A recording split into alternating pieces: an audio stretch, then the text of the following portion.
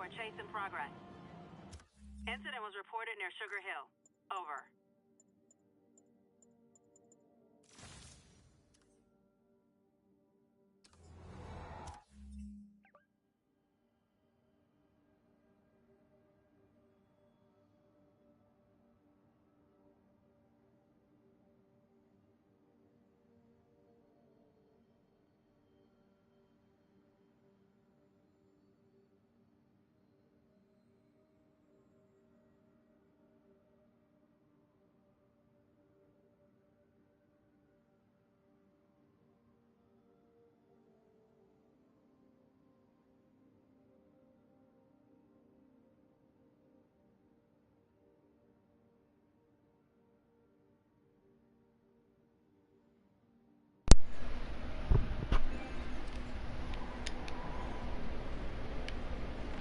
Damn it. Okay.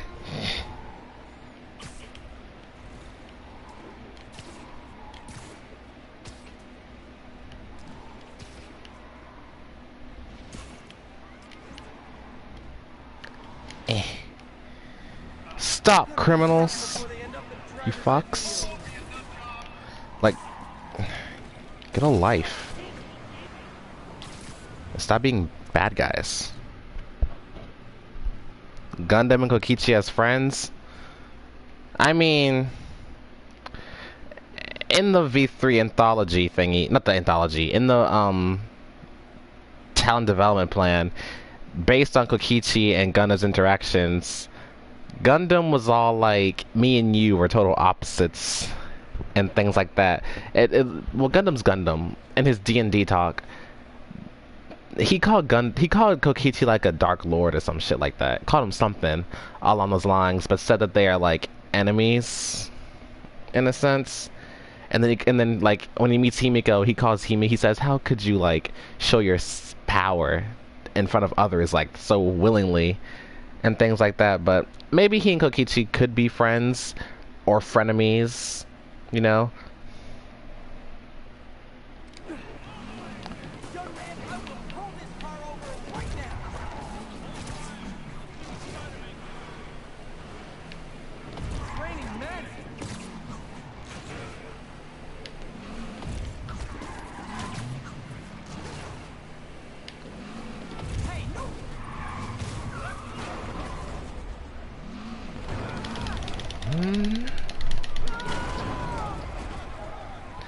How was your day? My day was, I went bowling.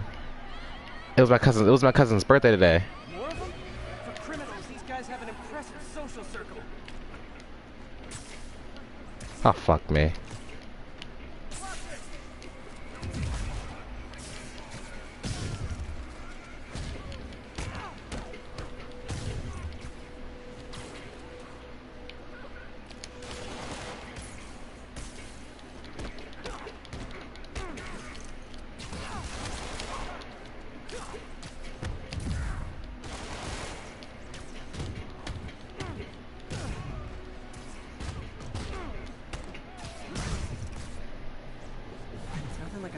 Chase to keep a guy on his toes. They have lives that's causing crime. Well, they need to like do something about that. I ain't fond of it.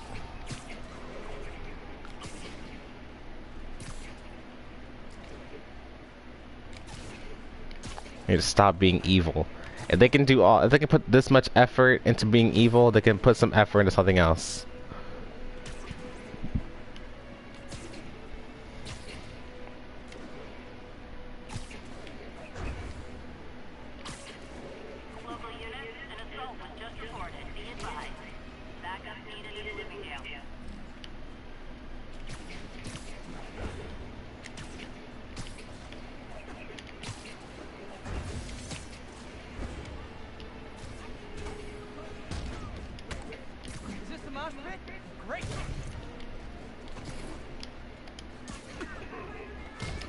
Oh shit.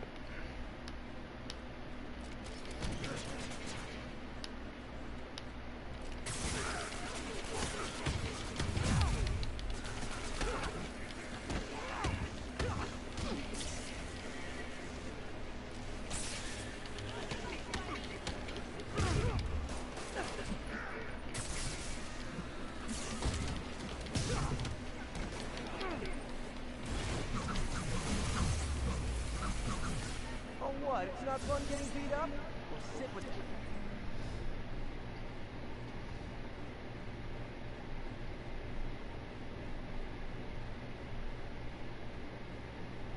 Awesome. That's great.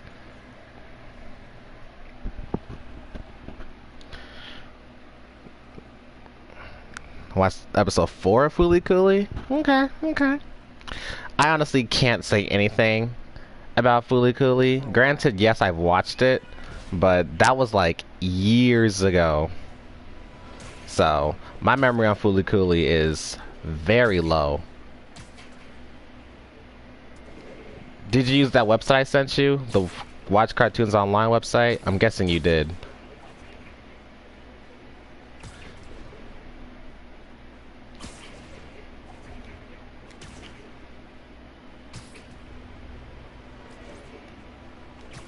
But yeah, Fooly Cooly was great. I'll never forget when I first watched it. Man, I remember that's one memory I just can't forget. My first time watching it, that junk was too funny. I ain't never laughed that hard. They were like, she said lunchtime, hit the dude with the fucking motorbike, and then she said he's dead. This young boy is completely dead. It's not Taro, like I said. Oh man, I killed him. He said he's like like bomb, or kablam, or hooks, a splat. And then she said, "Come back to life," and like fucking kissed him, and it's like slow motion. Yeah, those slow motion scenes are pretty tough. You gotta hold your breath until they cut. You can get cramps from that, you know. What? I thought it was a special effect. You were doing the slow motion. That show is crazy, but a good crazy. Haruko is freaking. I love her so much. She's great.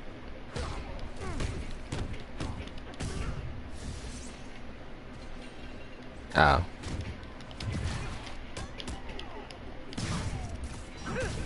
Bitch. Mugger thinks he's the next Wilson Fisk. Well, they are going to jail, so... I woke up with a sore throat this morning. Good God. Not a bad one. It just hurt. And it still hurts ever so slightly. But not like bad. It's just... ouch.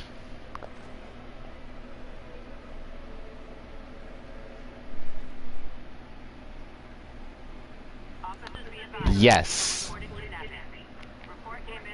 Yes. Episode 1, I mean season 1 only has 6 episodes. It's a very short series. But it's a damn good one too.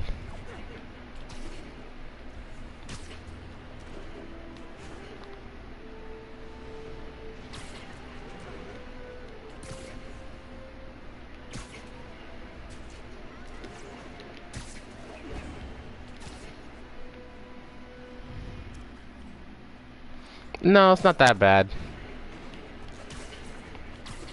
Like, when I woke up, it was bad, and then as the day went by, the pain in my throat went away, and then towards, like, maybe, I want to say maybe like around 6 or something, 6 or so, around there, it started hurting again, but not, like, super bad.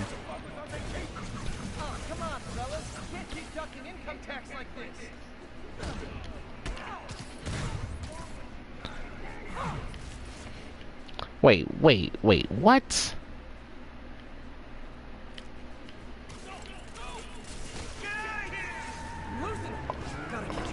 How'd they get past me? What's that bullshit? Now I gotta beat y'all asses.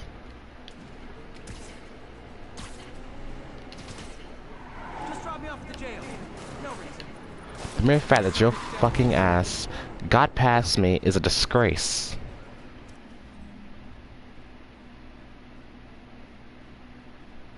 Yeah, it's a good show. You'll enjoy it. I don't know if the Funimation app has the other season, but if it does, then you'll be in for quite a good show. I just have to watch the rest. I have to rewatch season one and then finally watch the new season because I never touched it when it came out. Never. I only saw like maybe one clip and then never again.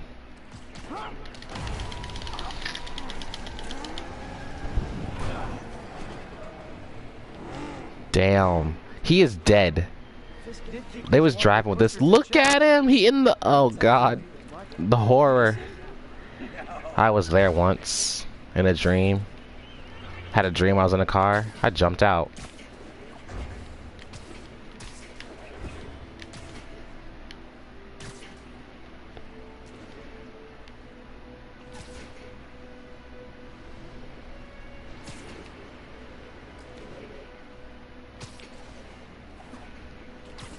All units, got a reported break-in. Witness reported location at Sugar Hill.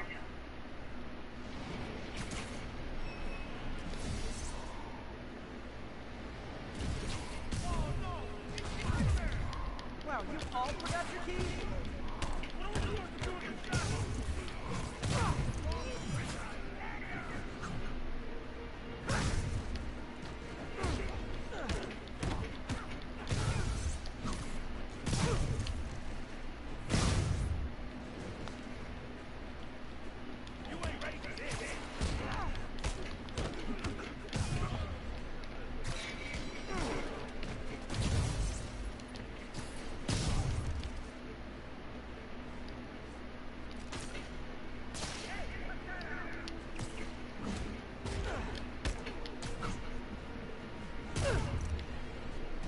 Pro tip. If you're not good at breaking or My time at the bowling alley though, that was nice. I haven't bowled in like I haven't gone bowling in like forever, so I was doing pretty bad during my first 3 turns. But by the time I got up to my 4th one, I was back. I said, hell yeah. God, I gotta go again. Might go for my birthday or something. Since my parent was like, what do you want to go for your birthday? Dude, I don't fucking know. God, I might go bowling for my birthday. I don't fucking know. I'll do something.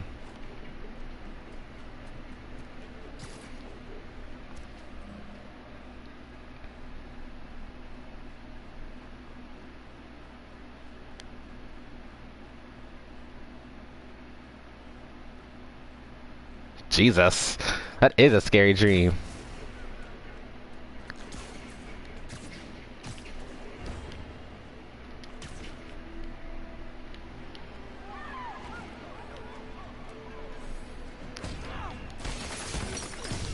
support your local businesses by not robbing them, please.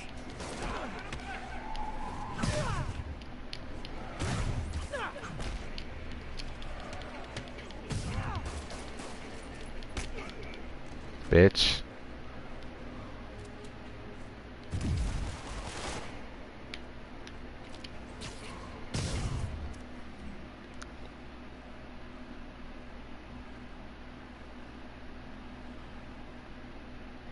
Look at that. I swear, here you say base every time. I'm like, you really are living on a military base. Like, what the fuck? Is there a reason you guys are on a base? Is like a family member is there a family member that's in the military or something like that? Or you guys are just able to afford that? I honestly don't remember if you told me or not. Damn, y'all was kicking my ass for like 30 seconds.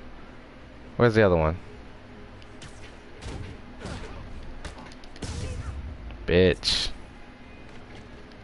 Gotta be a special kind of crazy to rob a storefront in the city Spider-Man protects.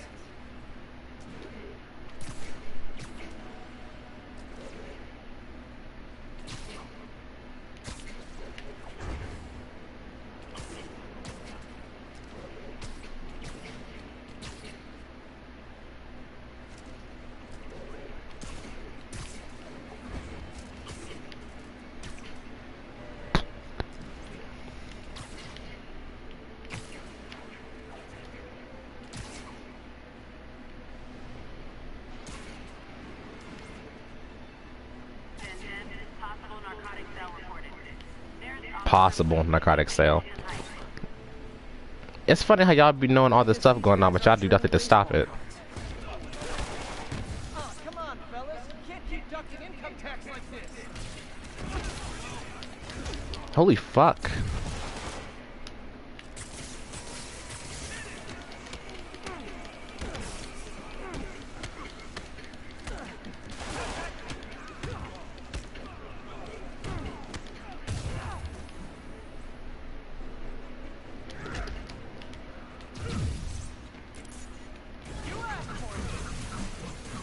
Like fish in a barrel.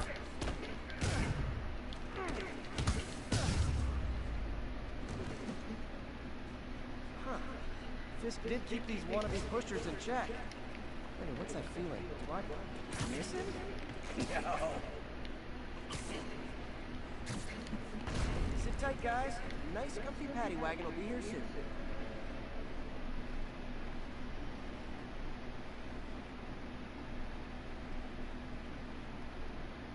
Huh. Oh, interesting. Interesting little fun fact. Disappointing that I can't accidentally kill you now because, you know. I mean, then again, I still could kill you accidentally and just kill myself afterwards, but where's the fun in that? So, looks like killing myself is the only thing left for me. Damn. That is highly disappointing. Looks like you never get to hear me laugh or say I'm sorry when you die. Salt, I better step in. Try and guess how I feel about bullets.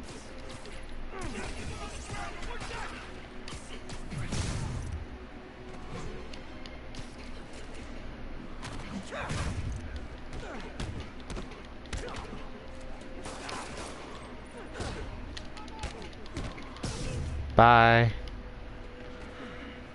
Love laying out bullies.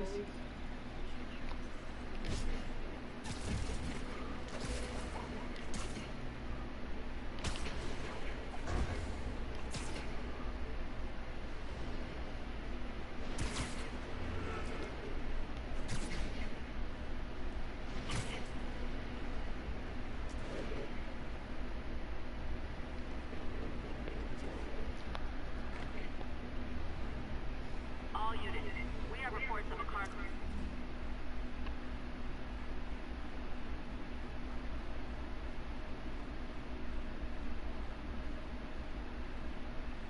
Wow. Cool. Witness reported Cool, I can still kill you. Awesome, I can still kill you.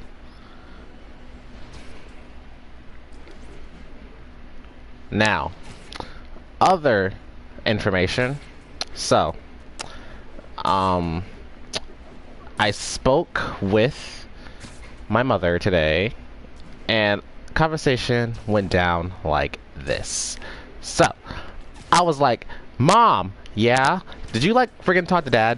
Why? Cause my father told you he had money to give me, right? And he said he'd call me, right? Yes. So how come he never called me? Did you call him? Yeah, I called him like maybe like 2 days after you told me that he was trying to call me because you said that he had the money for me. So I'm like, alright, that's cool. So I texted him and I was like, yo, Dad, you got your truck fixed. Could you bring me my money, please? Dude said I had to make it. I was like, you either have the money or you don't, Dad. How you gonna tell my mom one thing and then tell me something else? So I was talking to my mom and I was like, Mom, I need this filter money by Thursday. You know that, right? And she was like, what did she say? Oh, she said it's alright. If your dad's gonna be a douchebag, I got you. Cause she gets paid Thursday, which is like the last day. But like I said, I need him by like 3:30. That's what the teach said.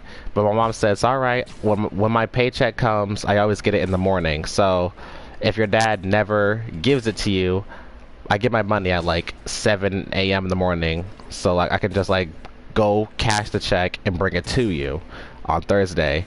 Or I could give it to you before Thursday, but your grandmother has to give me the money that she owes me. And I was like, okay, I'm gonna tell her that you said that you owe her money because my mom had did something for her. And she's like, your grandmother never paid me back. So I gotta let my grandmother know. I say, hey, you either gotta pay my mom back. So my grandmother either pays my mom back. My mom gets her check on Thursday and brings it to me. or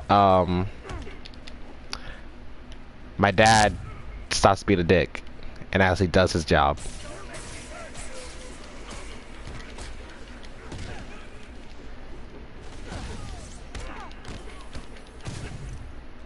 Either way, options still stand. Like, it ain't over yet. Are you dead ass?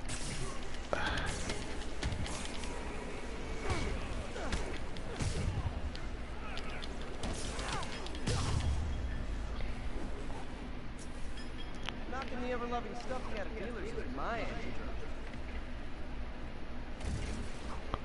Police are on their way.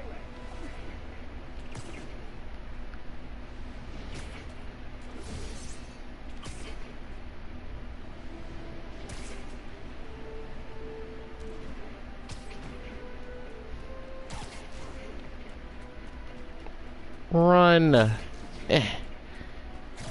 Plane.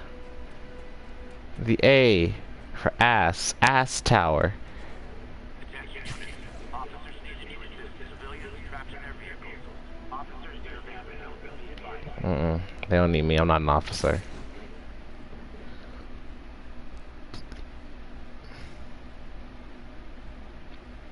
I know, right? We just need Naegi.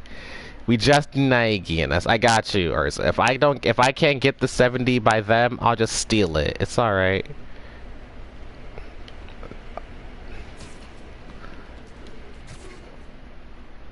It's okay. I make a lot of promises, and some of them take longer to fulfill than others, but this one, I got you. Don't worry, I got you. I'm always late to the party, but I got this. Like Naruto said, heroes are always fashionably late after all. Granted, I'm no hero, but this time I will be one. Shit. Need backup for a chase in progress. Please respond. Any officers near Midtown North, please copy.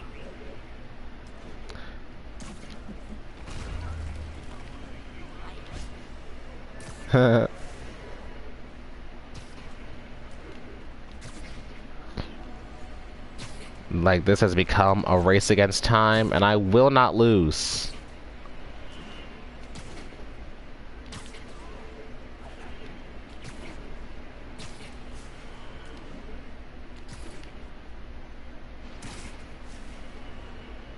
Besides, even if my father doesn't give me the other half, my mom can, because it's not a lot I need. I only need, like, I have 50. I need 70 more. My mom's like, I can give that to you either on Thursday or if your grandmother gives me something. So either way, my mom's like, I got your back, even if your dad doesn't.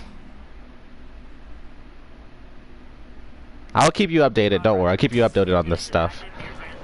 Plus, also, even if my father doesn't, like, give me the field trip money, he's still got to give me money regardless, because you can't bring your own food or anything like that to the place.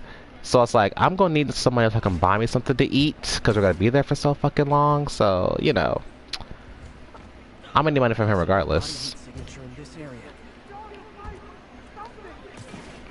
Hold on, I'll get you out. Saw my whole life flash before my eyes. Thank you. They're back!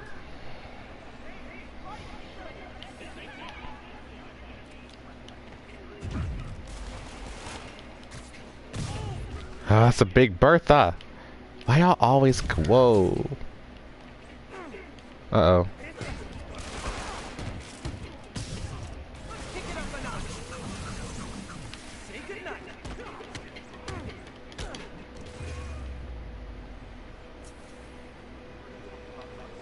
You saved my life.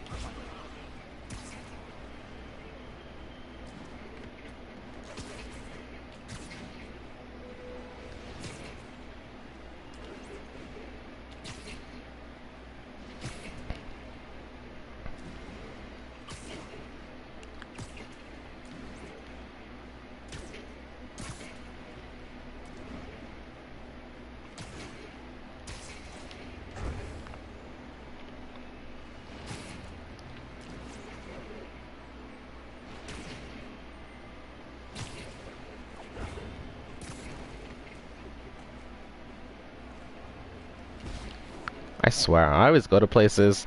While I was at the bowling alley, I'd be like, yo, let me see somebody I know. Every time I go like to any public area, every time I go to the mall or like Walmart, Publix, wherever, I'm always like, yo. Sometimes I'm like, let me see somebody I know in this damn place. Other times I'm like, I don't want to see anybody I know in this damn place. Especially in elementary school. When I was in elementary school, I didn't want to see nobody I knew. I was like, you don't know me, I don't know you. Yeah. I remember one time I saw Joseph at fucking Walmart when we were in elementary school together. I hated him at that point. And when he saw me, he was like, hi, Davion. I was like, ugh. Hi, Joseph. Attention units. Civilians are trapped following the car accident. Location is Lower Chinatown. That's the kind of person I was back then. I was like, hi, dude. Ugh.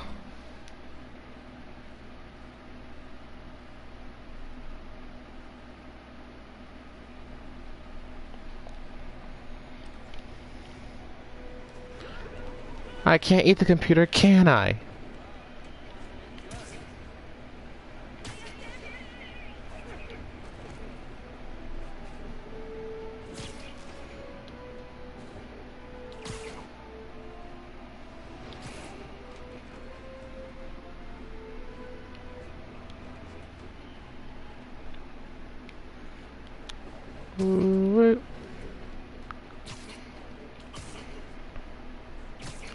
Also, I don't think I said this last time, but like, Teach was talking about it, and she was saying things like, I don't know, I gotta talk to her again about it.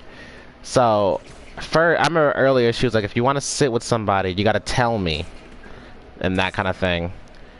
But then other people are saying things like, if you want to sit with somebody, it'd be best if you and the person you want to sit with come at the same time. I said, sorry, that's not happening. And so I was like, I'll probably ask and see if I can still sit with someone I want to sit with. And then she was also like, saying something like, there may be like, something she was talking about, it was about seats, something about seats or whatever. And she was saying, let's say if you did come at last minute, you'll be able to get like those seats. And I was like, okay, whatever that means. Try and guess how I feel about Kobe. But I'll see what she means. Live by the beatdown, die by the beatdown.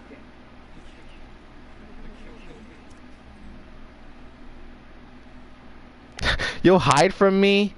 Why?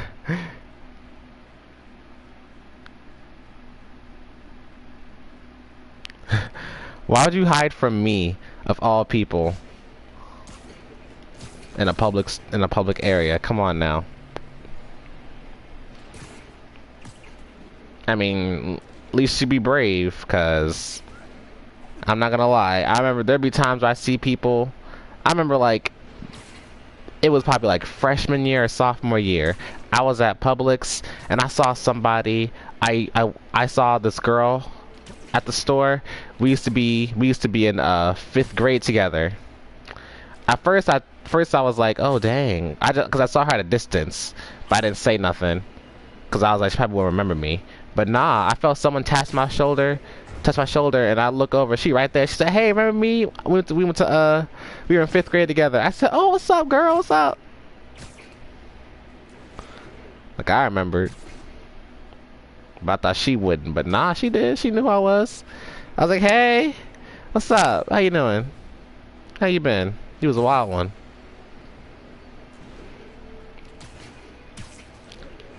I brought our class to victory during field day. I remember that. During the racing, during the baton races, I brought us to victory. I was fast as hell.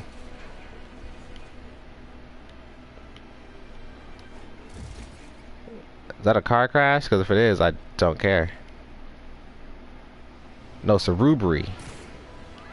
Stop, criminals! Guys! Come to the basic, not proper consumer etiquette!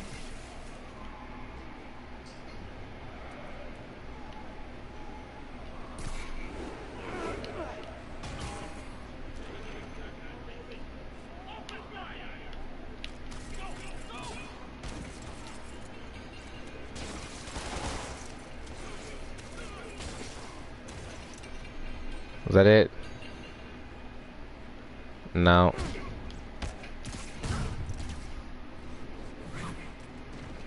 Resting Fisk brought all the small timers out of the woodwork. Huh. Texted Yuri to pick these guys up. Wish there was a Spidey. Humans suck.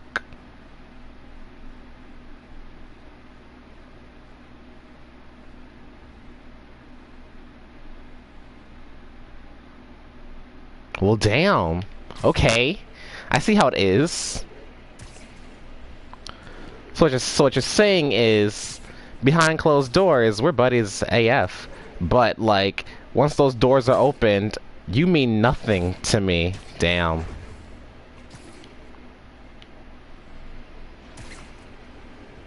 I see how it is.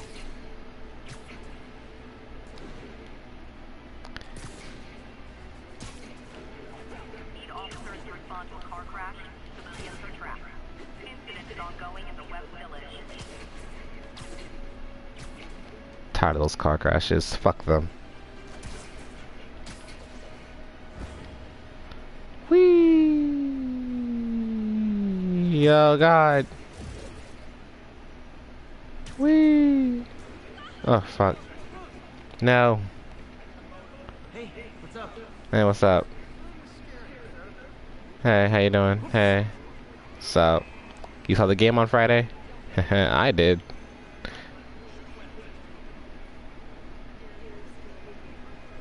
Hey girl. Thank you. I mean, I'll send flowers. No problem, boo. Isn't the city great? Have a good day. Don't die. Don't be a criminal. Go up your ass.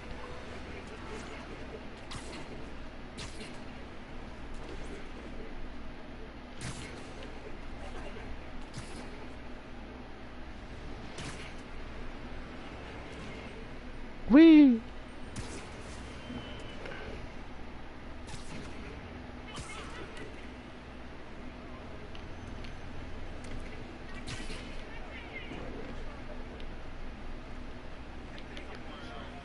Take it somewhere else. How about you die? Attention unit. Kidnapping reported.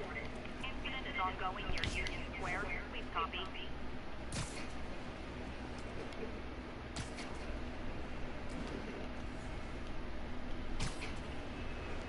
I'll save them.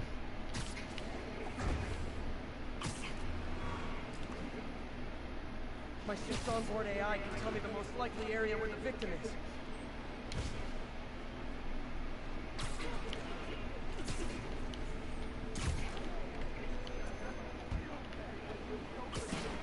Hold on, I'll get you out. Saw my whole life flash before my eyes. Thank you. Not again. There they are! Not again. There they are. The thugs. The Ningen that did this to me. Never touches the ground.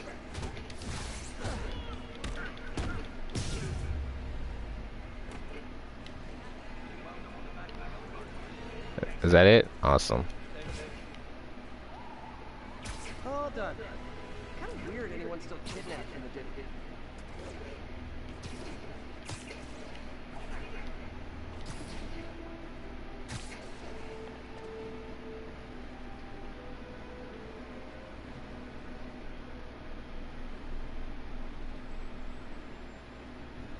Butterfly catching game? I've never heard of that. But if they're like catching legit butterflies, then, well, All units. Civilians in need of assistance. Your car crash. Nagato could probably win it. ASAP.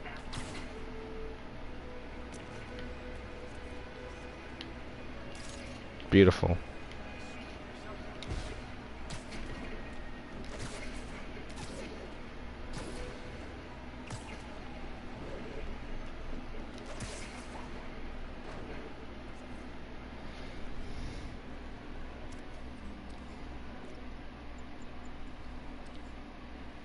How do you do this shit?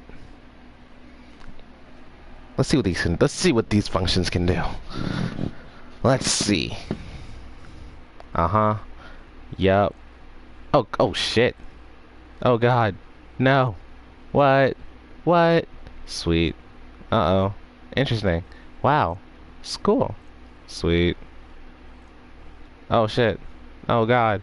Awesome. Cool. Bleach. Whoa. Dang. That was weird.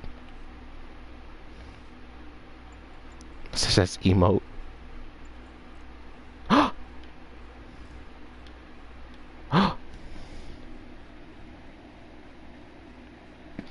Kibo would win at Minecraft. Oh, stickers? That's cool.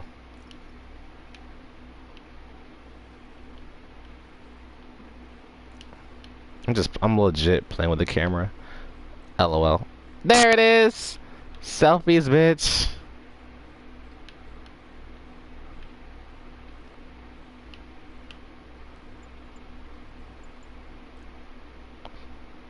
Cool. Orbit. Selfie.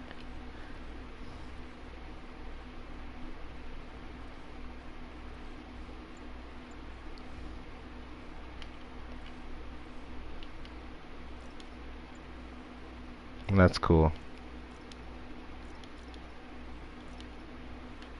Look at that. Looking beautiful. Spider-Man needs to make an Instagram. How many followers the dude's gonna get? P.S. The mere fact that Urza didn't say anything about admitting that he wouldn't want to be around me in public made me consult my scissors.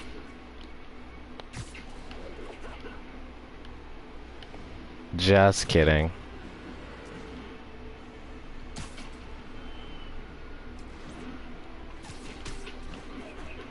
Need backup for a change in progress. Please respond. Reported location is in the vicinity of Nomad. Hmm.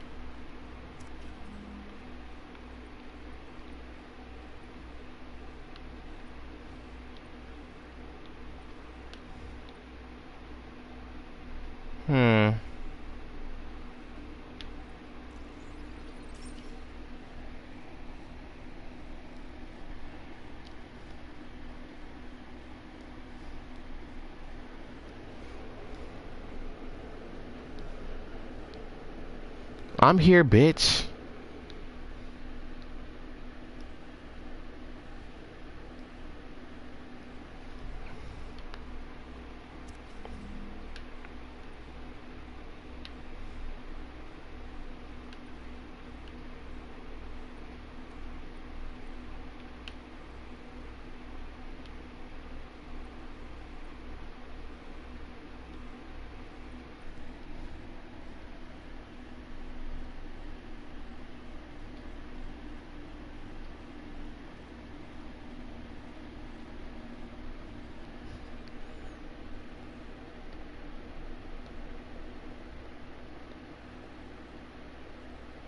Hmm. Okay.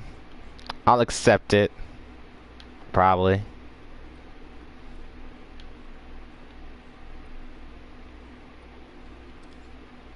My feelings are still hurt. Damn.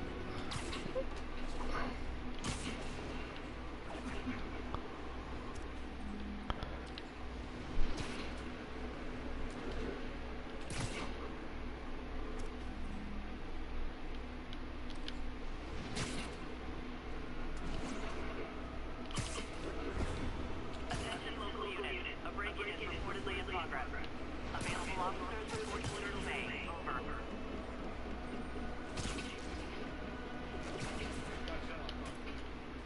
Uh-oh. Trying to be a badass. Failed.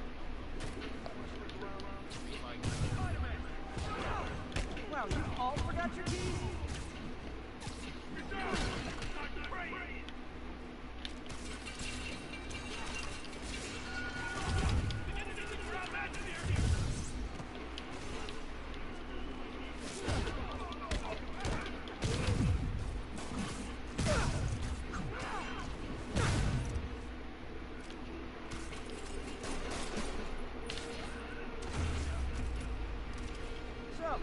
going to jail. Where I bet you'll be as good at breaking out as you were at breaking in.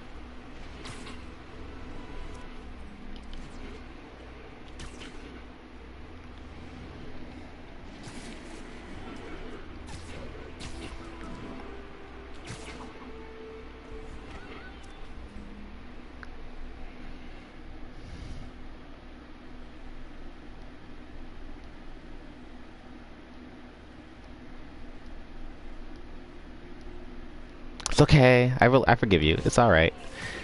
It's all good. It's all goods. It's like sex. It hurts at first, but feels good in the end. It's all right. Pain goes away.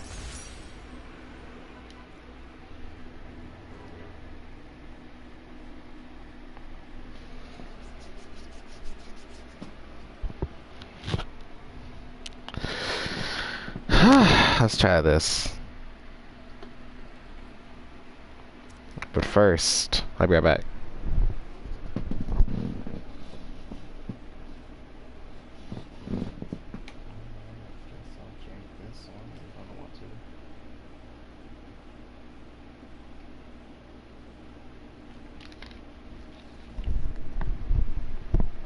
Never mind. Never mind, I was gonna leave and get water, but there's a water bottle already in here. Plus, I needed it. Alright, let's get this. Let's try this shit.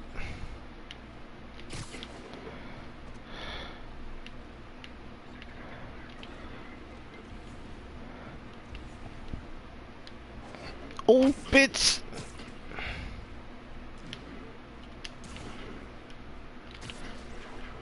Whew, that was close. Shit.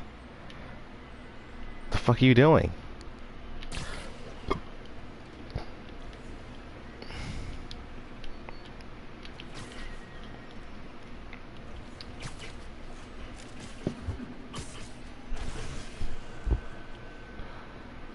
Phew, that was close. I said, whoa, bitch, what are you doing?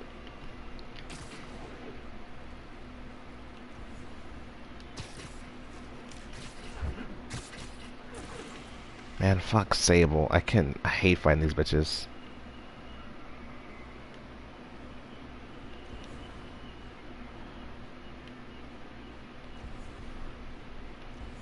Come on. Are you serious? I can't? Fine. Aw, that's fucked up. Why'd you set this one out? Oh shit.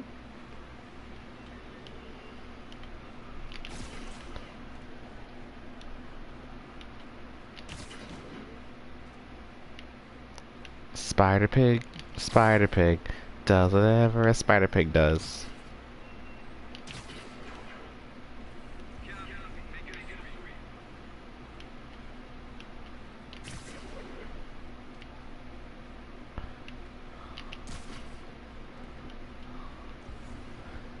Captain Knuckles, are you serious? You got bitches on the outside of this thing?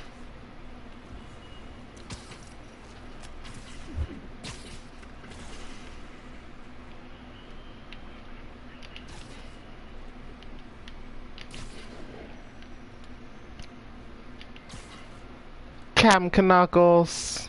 What? Damn it. Whoa. Hey, how's it hanging? Danger, who's looking at him?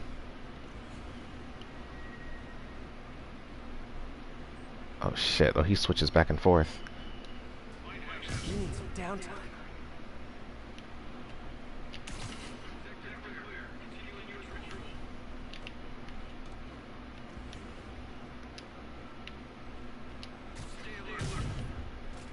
Stay alert, bitch. Hey, friend.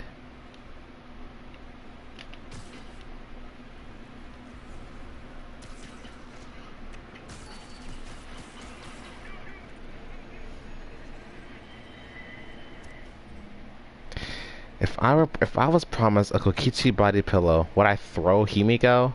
Now, does that mean I'll have to throw Himiko in order to get the pillow? If so, I'll throw Himiko, but not hard. So, uh-huh.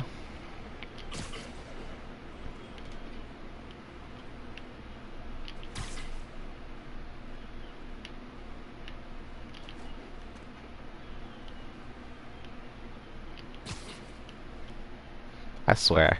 I remember when I was a kid, whenever people ask me questions like that, they not like if I throw something like if you were promised this or this, I'd be like, are you saying I'm gonna get one? Like, I'd always think like I'm gonna get it. Is that you trying to tell me right now? You're gonna give it to me? Damn, what the fuck? Is there someone over there? What the hell, dude?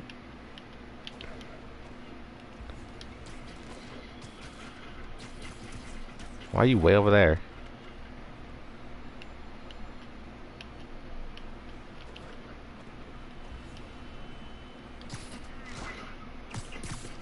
Bing! Like Hannah texted me at like 2 a.m. damn near 3 o'clock and was like asking me a question. She was like, she showed me 3 different pillows. She showed me 3 different pillows and asked me which of those pillows, which one do I choose? And I had show her I picked, and then she was like, okay, and I was like, that was so vague.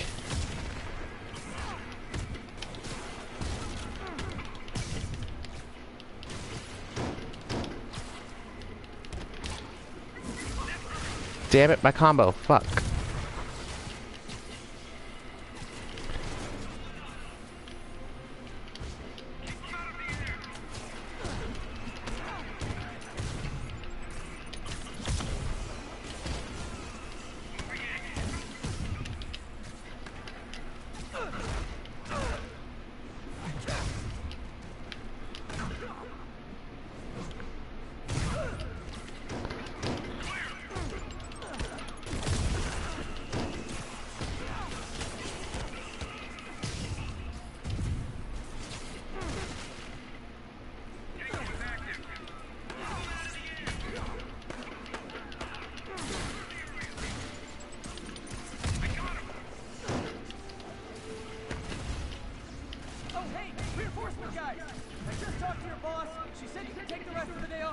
Like, really, please, like, guys, fucking hate all of you.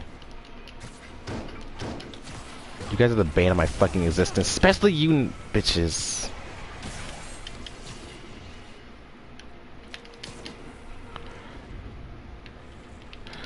Oh fuck. Like when they start flying, I'd be like, fuck that. What is shooting me?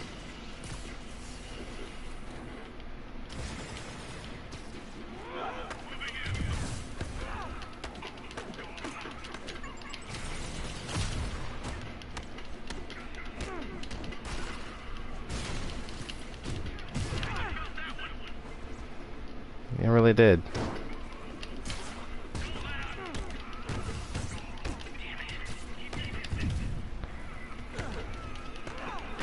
Focus, Davion, focus. They're just thoughts. All of them.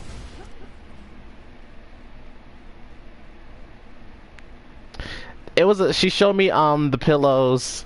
It was My Hero Academia. It was Todoroki, Bakugo, and Deku. And she's like, pick one of these. Which one would you pick? I said B, which was Todoroki. And then she said K. And I'm like, okay. It was just so vague. I was like, what the fuck? Knowing Hannah and how broke she is, there's no way I'm getting a gift. But if I was getting a gift, I'd be ecstatic. I would love a Todoroki pillow. Bad news. More Sable guys. Good news. Off. There is no good news. Assholes. Spider-Man, that Sable agent's gone rogue before. Sable International's got their hands too full to do anything about it. Who fuck? I was gonna take him down anyway, but this makes it more fun. Thanks. Damn, so much shit's going on. Calm down.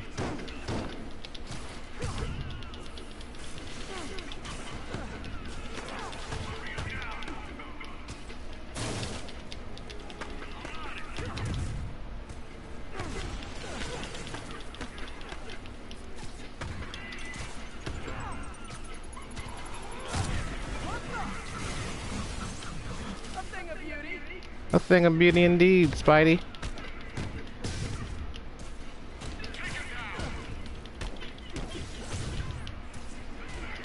Wait, more of them. Look, I may consider surrendering if you let me flare the siren on the way to lockup.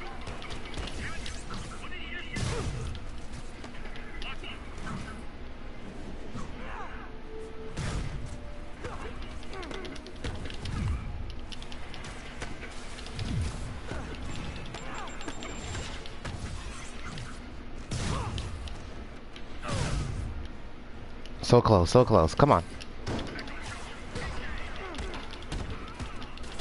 Did it. Fuck yeah. 65 hits, bitch. See what happens when you concentrate. Now I can go wild and just beat your asses. Woo!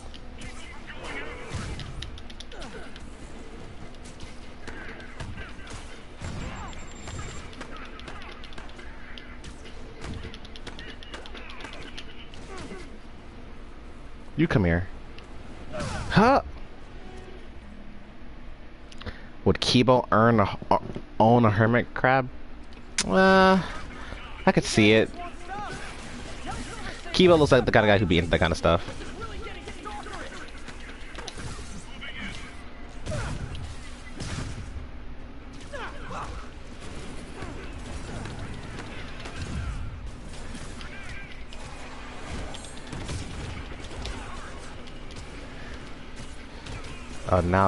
Now all types of shit's gonna come. Now all types of shit is happening.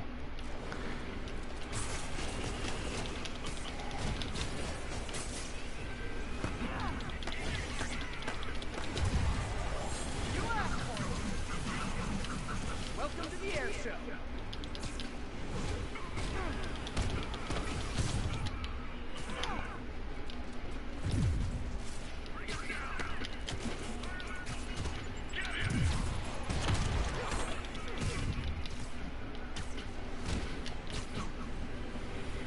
Bitch.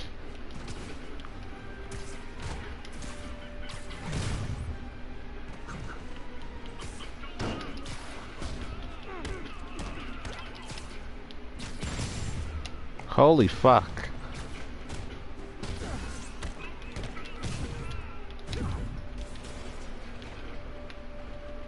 Where is he?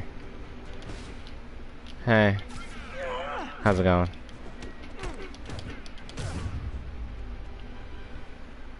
There we go. That was harder than it should have been. It really was. Hey, prisoners. Come on out, you guys. Yeah. Run. Captain, all the people in the cells are out. Got their property back. Good. And Sable International swears they're going to prosecute that squad. I'll believe it when I see it. Damn right. Fuck the government. There you go. Now you're ready to go. You can't fool me with your lies. That was so funny.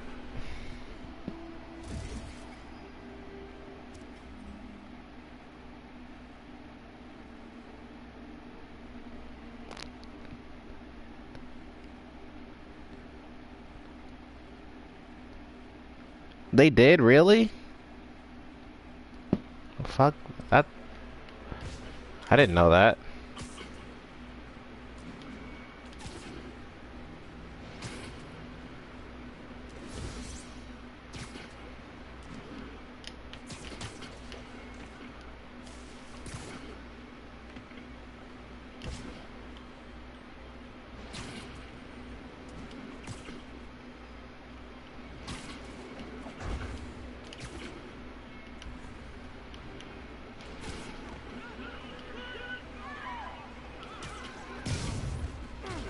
Gentlemen, I'm afraid I've got to ask you to leave the store.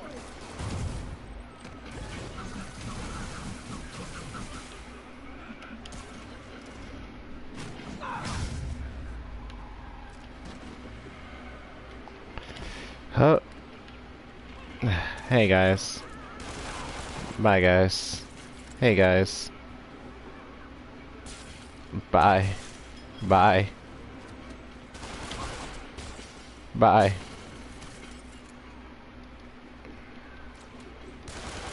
Oh shit. You silly goose.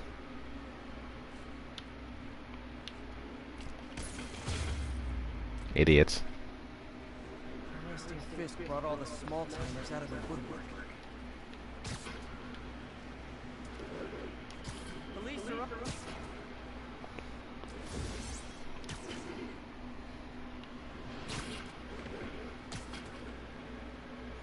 Whee!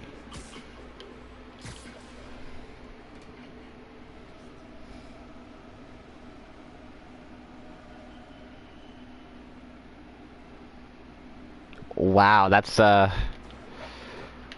okay. I find that pretty dumb. Attention units, civilians are trapped following a car accident. Officers in Murray Hill, stand by for further instructions.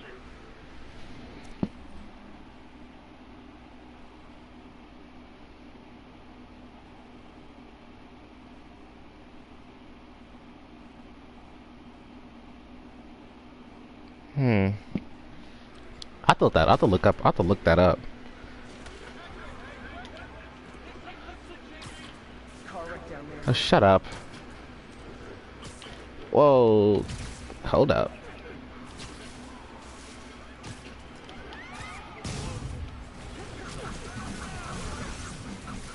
think that debris is trapping someone inside that car. Okay. People are still trapped. We need to help fast. Got it.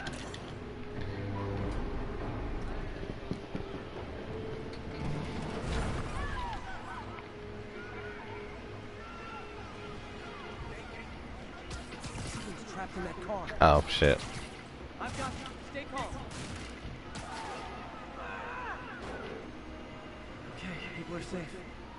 I should clear out so the professionals can get in.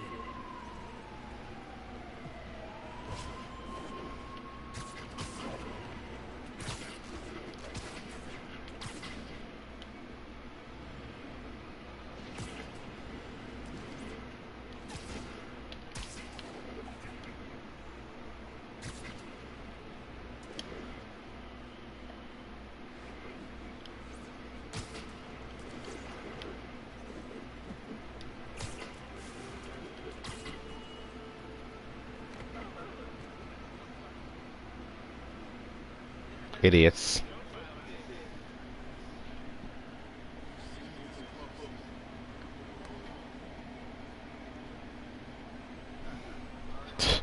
I don't blame them for being in. I don't blame them for not agreeing.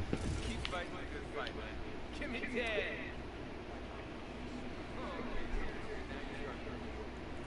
10. How? I didn't do anything to you.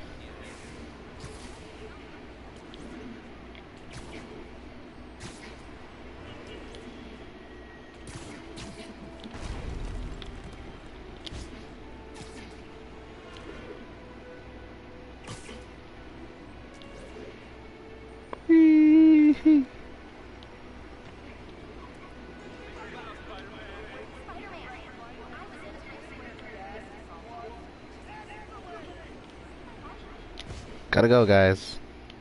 Thanks for loving me. Makes me feel appreciated. After all the hate I get, behind this mask is a loser. The fact that people appreciate me makes me so wonderful. Thanks, guys. Appreciate you so much. That's why I continue to wear this mask and save you all. One day, though, I hope you all can see the loser that lurks within behind this mask.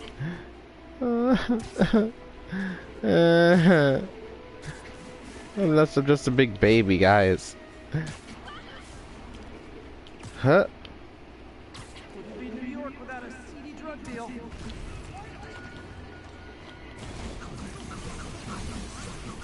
Aw, you guys are like little kingpins in training. So cute. I'm losing. Gotta catch up. I think your shots need some work.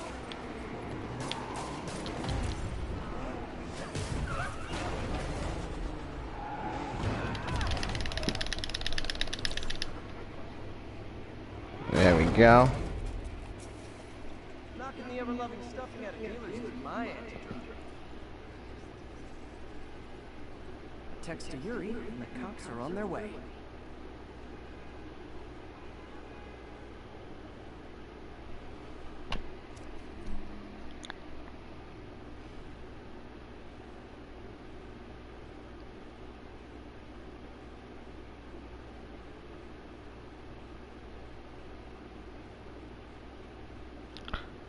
Oh, I'm fucking pissed.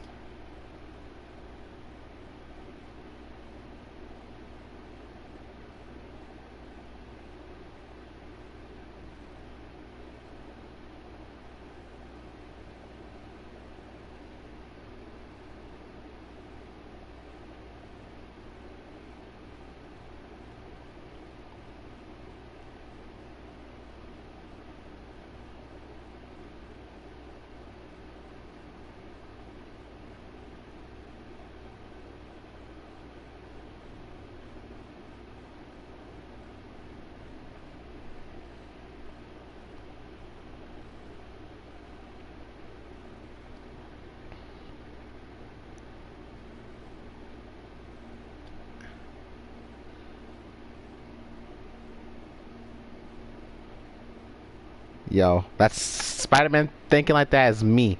If I was Spider-Man, that'd be me. I'd be like, guys, I love you guys, but I'm gonna commit suicide on my own webs tomorrow. Okay. What kind of pet with me you have? Shit. That's a question I can't even answer because I honestly don't fucking know. And then, what got me mad? Okay, I'm not really mad. It's more so the fact I'm just jealous.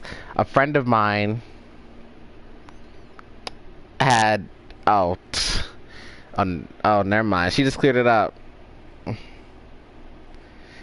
Cause she had sent me a picture, you know, and I was like a little Snapchat thingy, and it was a picture of Monokuma, and she was like, you want to see something I made? And then she sent me the picture, and I was like, what the fuck, you made that, bitch? But no, it was just something, it was just a Monokuma plushie she had. I was like, oh, okay.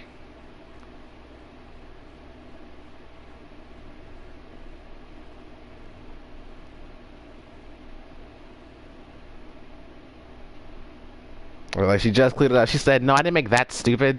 I was like, "Oh, okay." Because I was like, I'm gonna get so mad. God, I gotta figure out. Once all the shit calms down, Monokuma plushie is the first thing I'm buying. And I know I haven't gotten it yet, but a Monokuma hoodie is still coming as well. I'll get the plushie first. Deadass would bring it to school.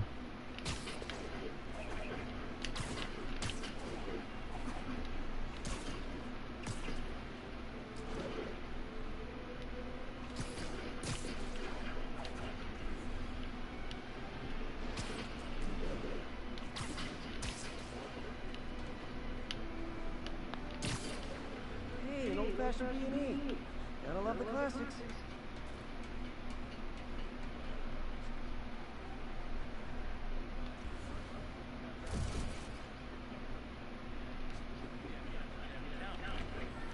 Hey guys.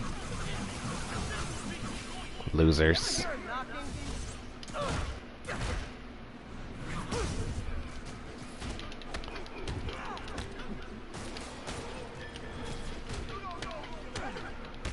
Idiots. Pro tip, if you're not good at breaking or entering, maybe don't pull a B&E.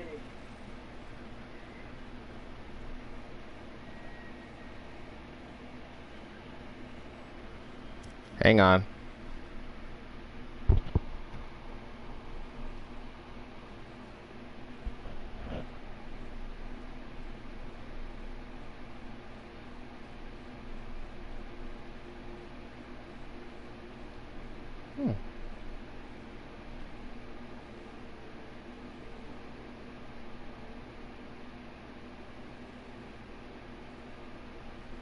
Hang on. My friend was showing me what she made. And I was looking at it real quick.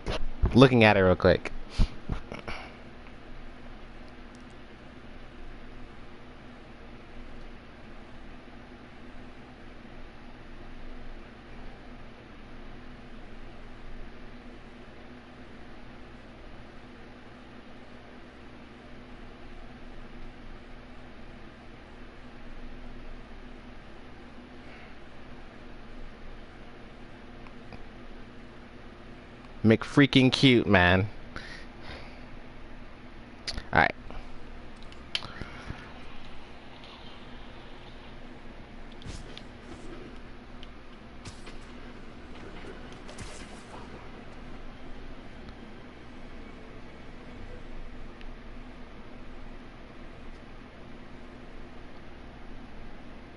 What does she make? Oh, she just made like a little. She just made like a really cute video of herself just jumping around, and I was like, oh, that's cute. She's fucking cute. I swear to God. We spoke one time. Like, she's an online friend of mine. Like, we like she's an online buddy of mine, and like we spoke together. And when I heard her voice, I was like, holy fuck, dude. I was like, girl, your voice is cute.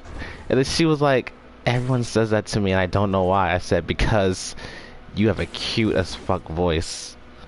She is super cute. She's cool too. She's funny. I like her.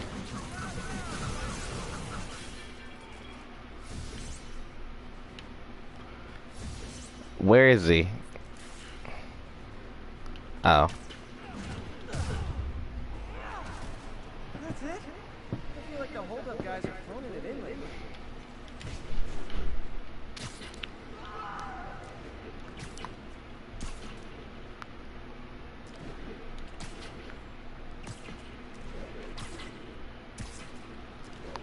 So much to do. So little time. Not enough criminals in this world to get their ass beaten.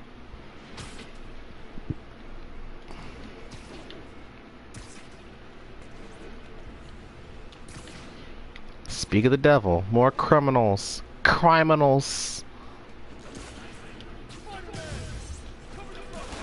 Hey guys, got prescriptions for this stuff?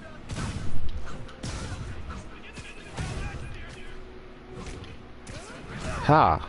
Loser.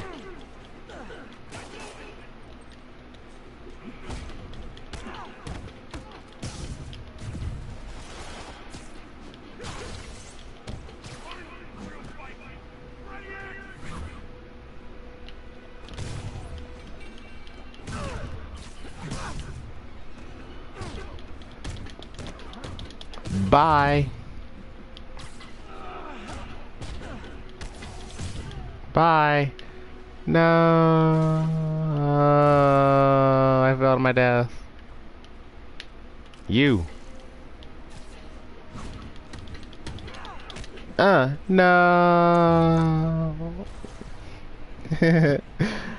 Nothing puts a pep in my steps like halting Kicking illegal people off roofs. That puts a pep in my step.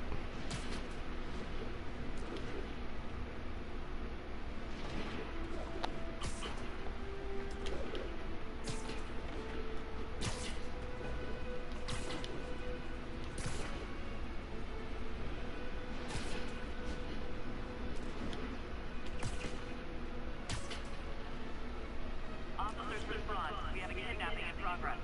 Officers near Sutton Place. Be on alert. My suit's onboard AI can tell me the most likely area where the victim is. Yo, Santa is evil.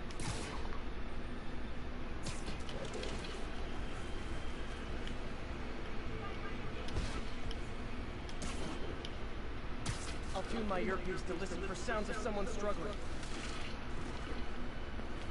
What the fuck is he? There's like no roof up here. I mean, no cars up here. New York's noisy, but my mask can zero in on muffled sound. Unless he's down here. Kind of tied up kidnap victim might make. There he is. I got you. Remain calm.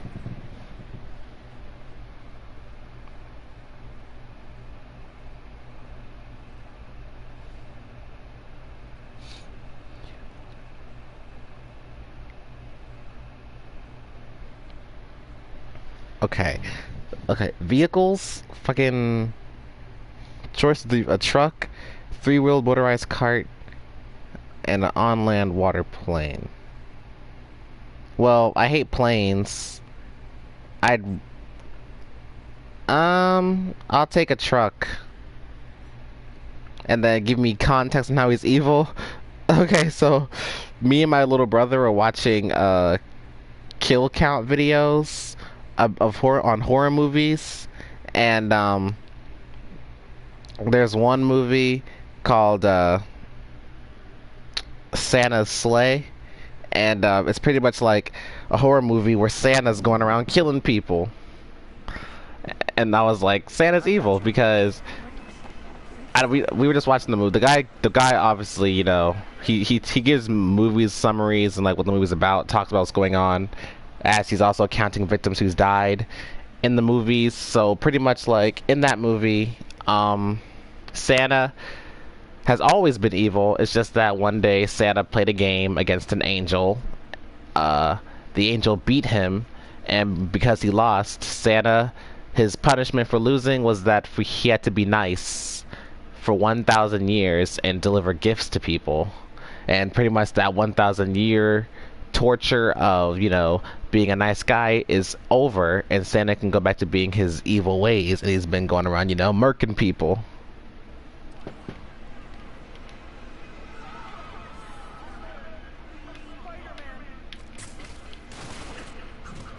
Are you talking about I didn't hit any of you?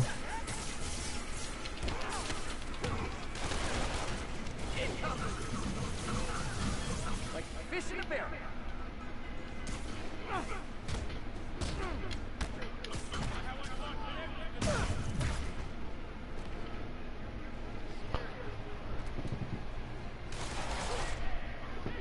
Oh shit.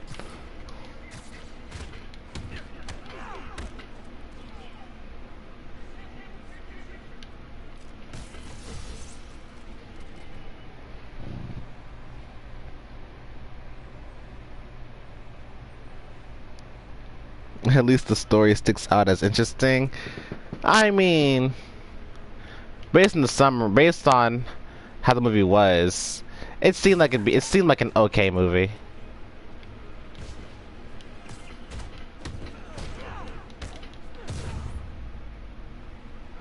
Movie came out in like 2005.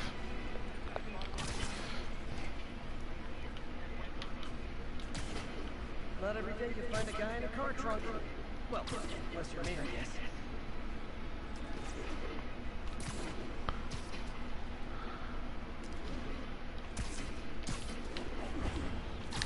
Yo, so alright. 2019, despite the bad that's been going on, I'll admit there have been some good. Like, me being the nerd I am, there's some good anime for 2019 coming and already out, and then there's so many good movies. Okay, so I mentioned that one movie Ma about the kids and then like this weird stalker lady, I'm guessing that's what she is, and all that kind of stuff. But there's also another movie. This is a remake from an old movie that came out a long time ago, and this movie is based on a novel by Stephen King. It's called Pet Sematary. And I was like, okay, if it's by Stephen King, you know it's gonna be a good ass movie. That dude's like a horror icon. So I was like, you know it's gonna be a good movie. The trailer for it creeped me the fuck out. All units give a vehicle pursuit in progress. Officers needed in Koreatown. Now I know like movies based on like his works are like, they're not really gory movies. Like that's not really that's not really from what I see, that's not really how his horror works. Like horror these days, we all think it's gotta be like horror movies these days are like slasher flicks, killers, bunch of gore nonstop. Sometimes it's to the point where it's like it's just straight up torture porn. But like I gotta say, But like with him, his work, his horror delves on like the suspense and like the thrill, all that kind of stuff. I like that. I like that. I mean, some deaths can come off as gruesome, but like not all the time. I believe Children of the Corn was one of his works, and I seen that. I didn't watch the old movie, but I remember watching one. I have seen Children of the Corn once. That movie creeped the fuck out of me, man.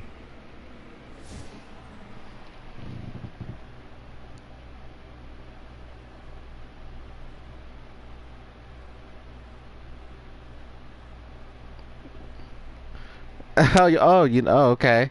Yeah. Because, like, in the comment section, they were saying things like, this movie coming out, and then it's like, Pet Cemetery. I typed in Pet Cemetery. It said Pet Cemetery 2019. And I was like, okay. And it was by him, and I was like, oh, this is going to be a good movie. I showed my brother the trailer, still creeped out. And I was like, okay, this movie looks interesting. It looks very interesting. I can tell it's gonna be a dark ass movie. Like, it just screams dark to me. Like, I saw like that same kill count person that me and my brother watched. I watched his Pet Cemetery kill count thing about all the deaths that took place in that movie, and like that old version had me like, one scene in that had me shook. I was like, are you fucking serious?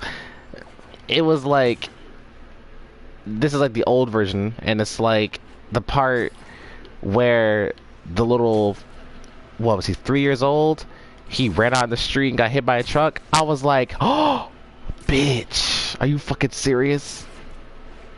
I thought kids were immortal in horror movies sometimes. I thought kids was immortal. What the freak?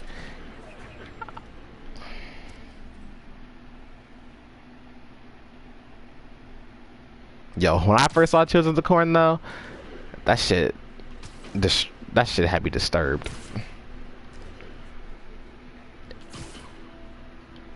And then the new trailer for Pet Cemetery, there was one scene in the trailer that had me also shook. I said, y'all can't be, I thought children were immortal.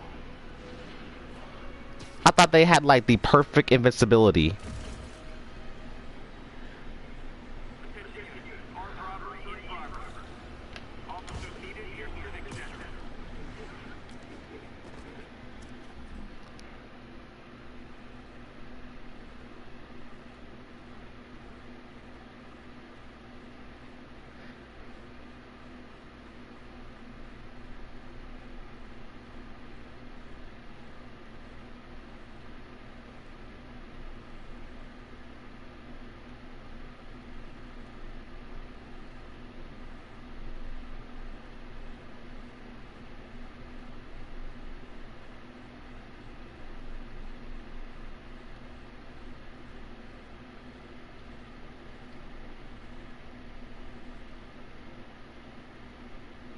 That shit scared me, dude. But yeah, so we all know movie trailers these days.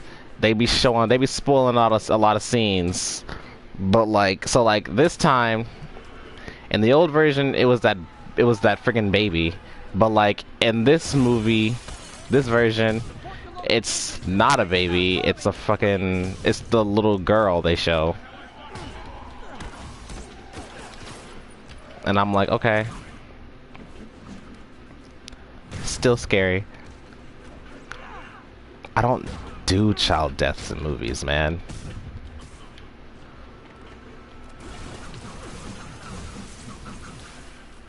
I don't know. There's just something about children dying in movies that just don't sit well with me.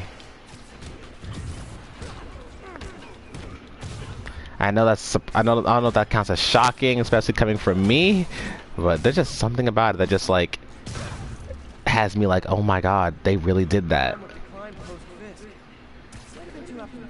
It's like It with friggin' Georgie when he got his arm eaten, and and then he got dragged down the friggin'. I was like, you see that? You see that? Nah. I was like, they really did that to him. Are you fucking serious? What? I was shook to the core.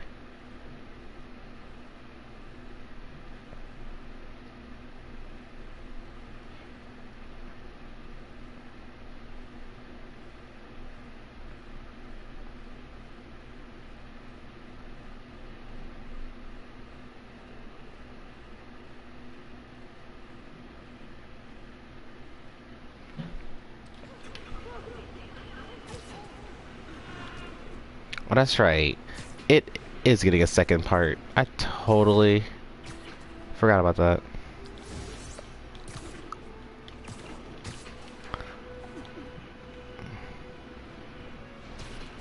I mean, if you're gonna kill a kid in a movie, do it off screen, please. I know back in the olden days, there was. I know back in the old days, friggin' super old movies, horror movies. I know sometimes there would be like some deaths.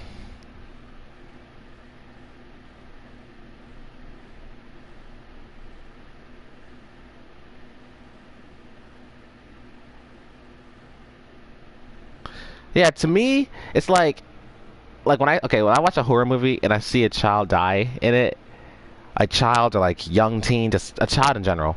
When I see them die in the horror movie, I'd be extremely shook. I'd be like, wow. Unless the child's evil, then okay, fine, it's gonna happen eventually. But if it's like one of them, but if it's like someone, if it's like an innocent child, okay. Sometimes I get it. There are some cases where there's maybe like that one jerk child, there's that one jerk or like super bad kid, then honestly it doesn't really affect me that much. I'd be like, oh, okay, I saw that coming, probably. But if it's like an innocent person, an innocent child, I'd be like, no, they really did that shit.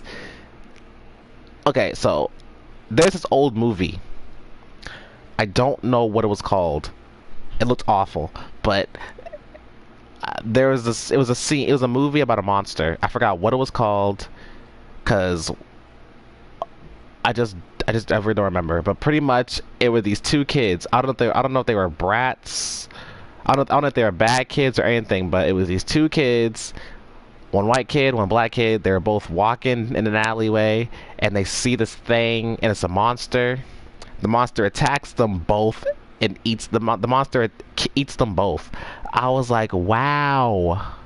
We don't see their bodies being ripped to shreds, but like all you get is like screams and stuff, and you can just hear the monster growling. And I was like, oh wow, they really did that. Are you serious? I'd be shook. It gets me. Then I was looking at some of the I was looking at some other movies. Like there's this one really old alligator movie. You know, your typical friggin' killer crocodile / alligator type thing. So I'm watching the movie, and there's a scene where it's a birthday party. It's this kid. He and some other children are playing a game. They're playing a pirate game. All right. The other kids seem to be bullied. They came off as bullies to me, based on the scenes I was looking at. They came off as bullies, and the one boy was innocent. Well, he looked a nice kid. So they are playing the game. They're playing pirate, and the kid, I'm gonna call him the nice kid. The nice kid is like, he's supposed to walk the plank. So these children, these bullies are taking him to the pool, but the crocodile is right there in the goddamn pool, and they see it too. One of them even notices it. The boy, before he gets pushed in, notices it, but they still pushed him in there. He got eaten. You don't see him get eaten, but all you see is his blood. And I was like, what? They assholes.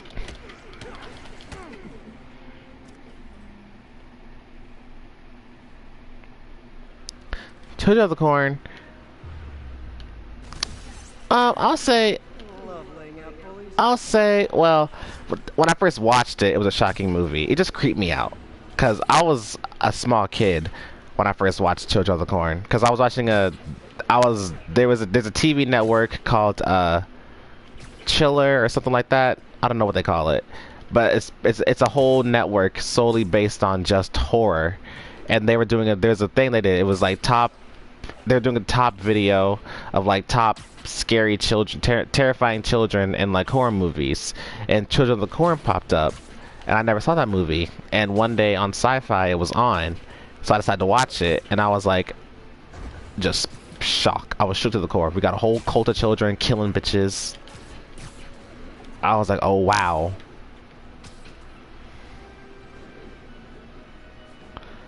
I don't know. And then seeing like, and then when you see like children in horror movies that are like, trying to think, evil children in horror movies, I don't know. They just come off as creepy to me, and it scares me. Cause children are already evil. They're already evil. I'd be like, damn, are you serious? Evil ass child.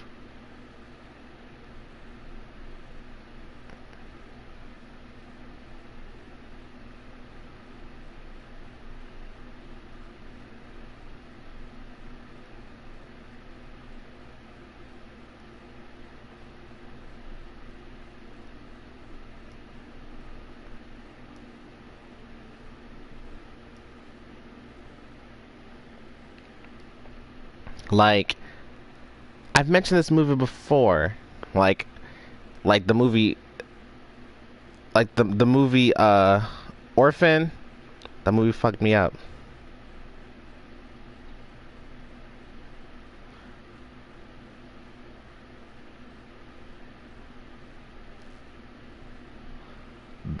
That movie fucked me up with like how she looked like she was a child the whole time, but really she was like we thought she was a child, but really she's like in her 30s. I was like, oh shit, but she was a creepy little girl, woman.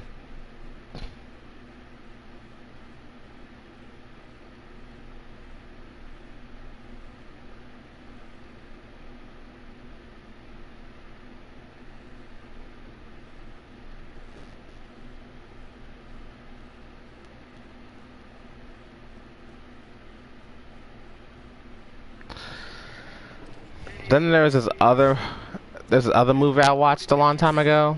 It was called, I don't remember the plot, but it was another pretty old. It was another old horror movie, suspense kind of thing, called The Good Son, and pretty much in that movie, this little boy comes to his aunt's house, and his cousin turns out to be a very strange individual. Like the dude, his cousin's hella creepy. His cousin's hella creepy. His cousin also is like messy with the boy's head psychologically, like trying to make it come off like he's crazy and stuff like that.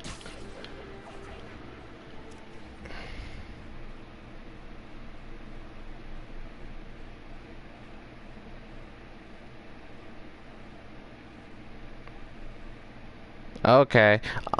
Oh yeah, I've never seen The Shining either. I've never seen that. Okay. Alright. I'll look at them.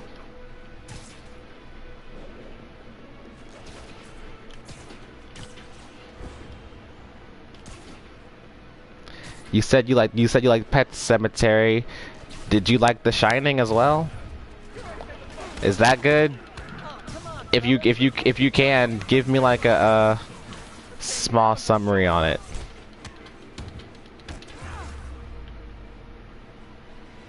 Drugs are maybe my most disliked criminal activity. Definitely top 5. Or bottom 5. However that works.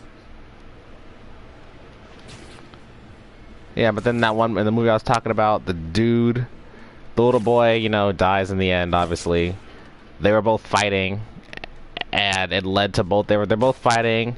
They were fighting near a cliff. Both the boys fell, but the mom was holding on. The evil kid, his mom was holding on to both of their hands, and she didn't have enough strength to pull both of them up, so she had to drop one of them. And of course, she had to dropping her son, and he falls to his death. I was like, God damn. There's another movie. It's called Let Me In. It's about this boy who becomes friends with this girl, and lo and behold, this girl's a freaking vampire.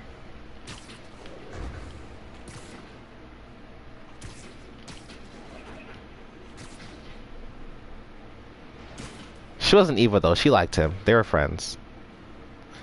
I mean, she would kill if she had to. The boy was being bullied at one scene, and they were forcing him. The leader of the bullies. I don't know. That's a common trope. The leader of the bullies is always like the crazy one, and his friends have some common sense once they think the dude's going too far. Like, they make the kid, I think, strip to his underwear, I believe, and they made him get in the pool, and they said you have to hold your breath underwater for like 6 minutes, and they said if he comes up even once, they're gonna kill him. And his friends are like, dude, we can't be doing this. Shut up, and all that kind of stuff. And then, you know, as the kid's underwater, he's slowly losing breath, but then all you hear is a bunch of noise and screaming. It's all muffled because, you know, that's his perspective because he's under the water. And then like you can see some splashes behind him, and then bam, the girl came and killed all of them.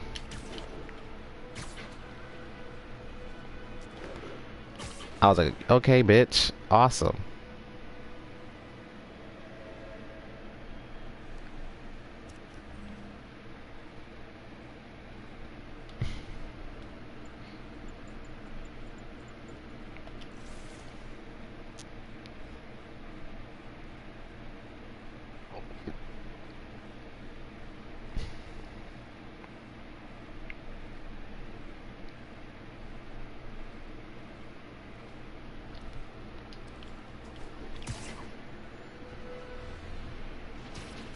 Whee! Pursuit in progress. Backup requested. Officers near Gramercy, please report.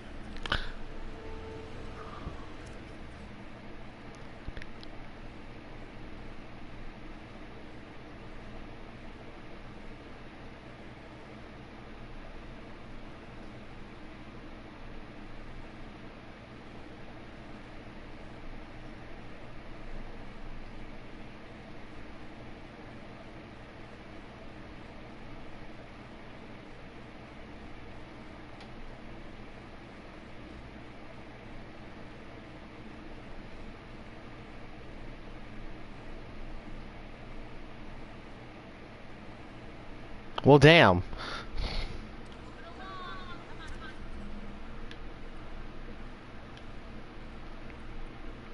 Seems... oh, God. Seems interesting.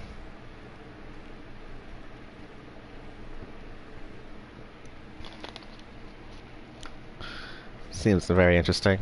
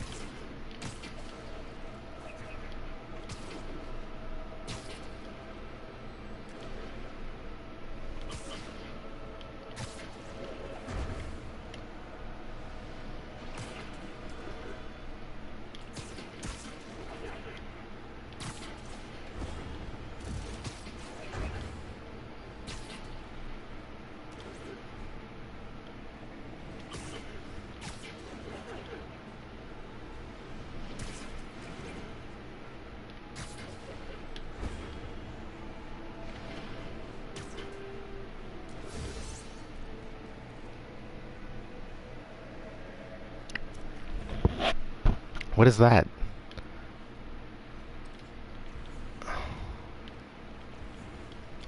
Define hit and run, like. Whoop. Is that a car crash? Nah, fuck that. Not my business.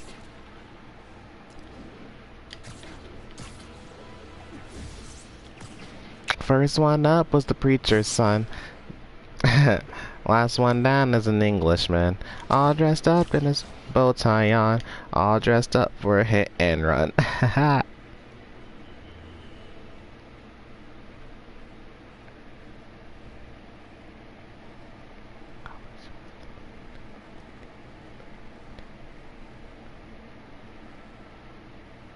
Available units got another assault in progress. Location is in the vicinity of Devil's Shell.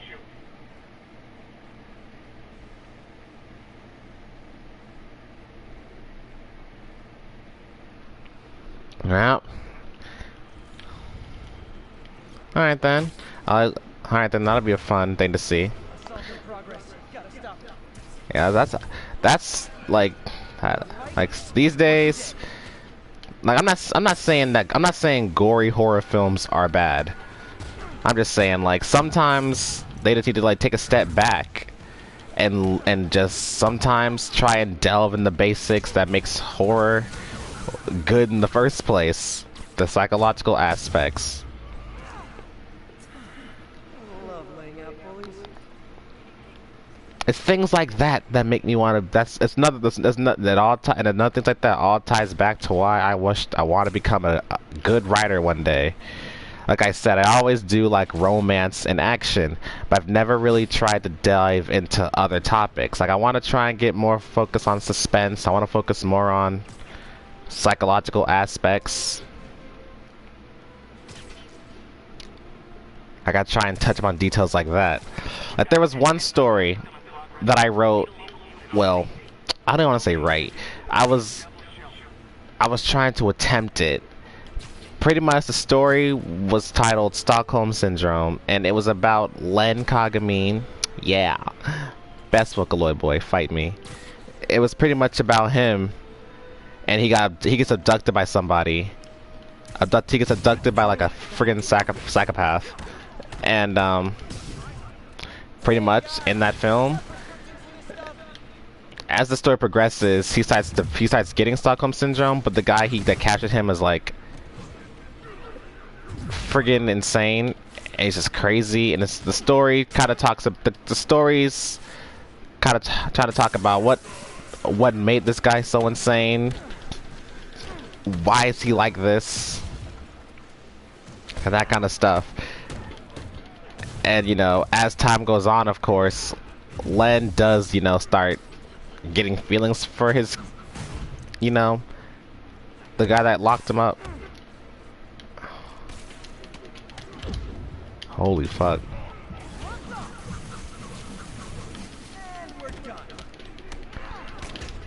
But I never really stuck to it and just dropped it. Oh shit!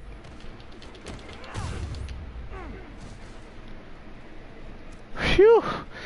Bitch almost hit me. Bae, listen.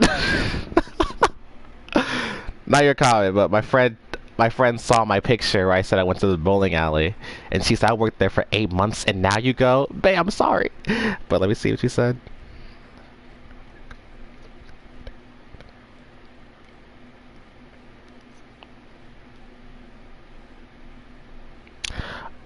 Excuse me? What the hell? That's wild.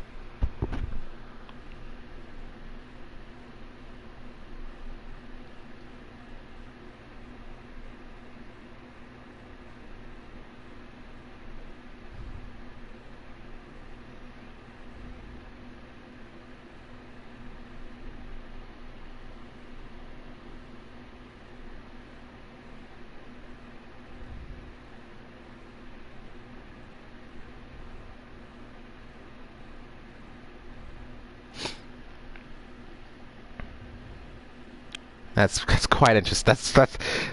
What do you do in that kind of situation? What do you do in a situation like that? Like, what the hell do you do? Police are coming.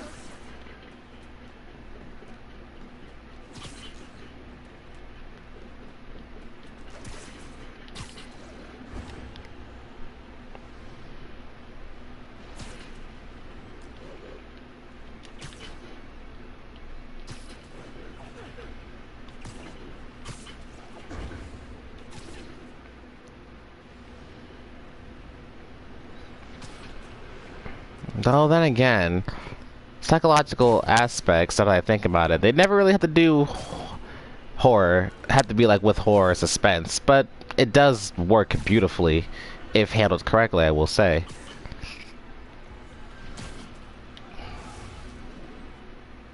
They thought they could catch me in a car accident, but like, I know sometimes you can use like a psychological aspect for like other things, like, you know, Promised Neverland, for example. It's not a horror series. It's a shonen. It's not a horror series, but like, it has some slight horror elements, but I don't even know if you can call it that at that point. I don't know if you can really call it that. It's more so just like, it's more so just suspense. But the psychological aspects are like how, if they're gonna get out of here or not, and then it's also like the mind games that they play and how fucking smart they are.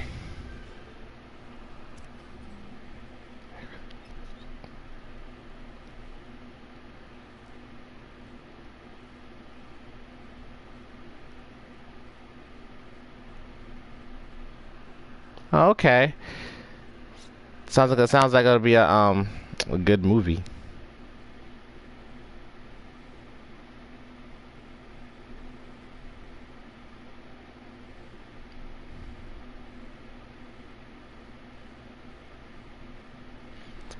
It sounds like to be in that sounds to be a good movie.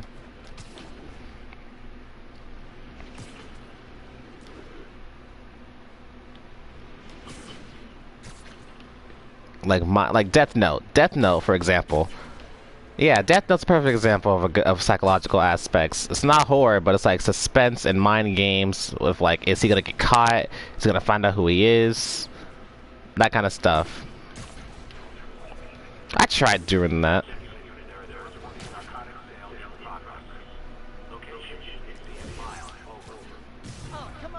I might try to imply that in something if I ever write anything else. I remember I was thinking about something earlier today. Not earlier today, it was yesterday. It was related to, I've mentioned this story before. It was the one where like the government wants to find this item called the sacred star, and like there's a girl looking for it. She meets Kyo and his friends, and they form like a resistance, and they fight against the government. And then, you know, Chad's goal to get the star is so we can find the creator of it and challenge them, because he wants to test himself and see if he's, you know, strong enough to fight a god. I thought I took him down. Where is he? Where are you, Mr. Break My Bones?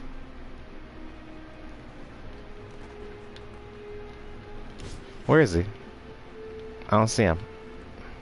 There you are, idiots.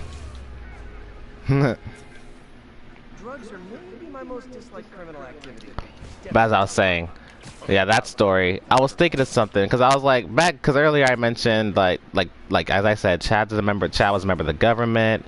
He got exiled, and he's also wanted, this and that. And like I said, like Chad's like a very cocky, he's confident in his powers, but as I said, things also do not bug him. If he loses, he just shrugs it off. He's like, oh, I lost this round. It's alright. We can retry again. That kind of thing doesn't really bug him. But like, there is one character in the there's one character that he just cannot stand, and that is a character named Ishiro, simply because he cannot understand Ishiro. Like, Ishiro is just too unpredictable for him, and he hates that, because he's always able to like read a person, know what they're gonna do next, but Ishiro's fucking personality makes him like a wild card. So he has no idea what this guy is capable. He has no idea what he's gonna do, and that bugs that slightly irritates him. So it's like, when the two ever have interactions, it's like a little mind game. They have to stay on guard, be careful what they say, be careful with their actions, because they're both so intelligent. Like for example, a quote from The Promised Neverland, where it's like words, you can gather information from not you can gather information other ways by just listening instead of listening to words like there's body language, like eye movement, heart rate, your pulse, sweating, that kind of stuff. All those things can give you like all the information you need. Like for example, in Promised Neverland, the kids learn how they're being tracked. The kids learn that the tracking device is in their ears, and they also know like how they're able to be seen from areas is because of the little watches that the mom owns. So there's one woman who's like an assistant. She shows up, talks to them, and she's telling them all this information, and the kids are pretending to act all shocked and surprised about this kind of stuff. And as they're leaving, she starts laughing, and she's like, "Oh my god, I knew it! So you guys knew everything, didn't you?" And they're shocked. They're like, "How does she know all that?" And she's like, "You can learn more. You can get information from more than from just words." She was like, "Eye movement, this and that." She said, "When I told you guys where the trackers were in your ear, you guys looked shocked, but you never touched your ears to see if I was telling the truth or not." So it's like all that kind of stuff. She was just reading them just by looking at them and that kind of stuff. And I was like, okay, I like that.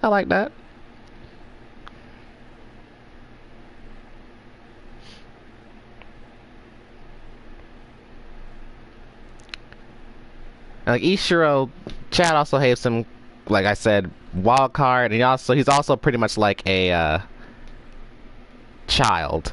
He's like a psychotic child.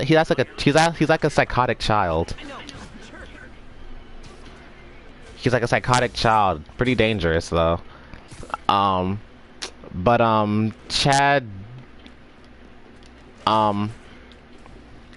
I will try to I want to try and see if I can have, cause like those two do end up fighting and stuff. I was gonna have Chad kill him, and I was gonna say before Chad kills him, he messes with him, because Chad realizes that the way Ishiro acts sometimes is that he's always making sure that he's in control of a situation. And Chad realizes he has a slight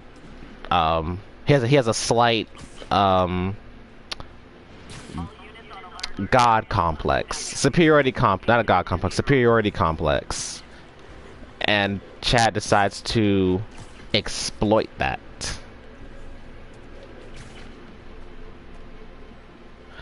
So, he talks to him, and he's always talking down on him, messing with him, getting in his head. And like as the fight goes on, I have Ishiro just like become more and more insane, more and more desperate, because he's just getting pissed off at that point.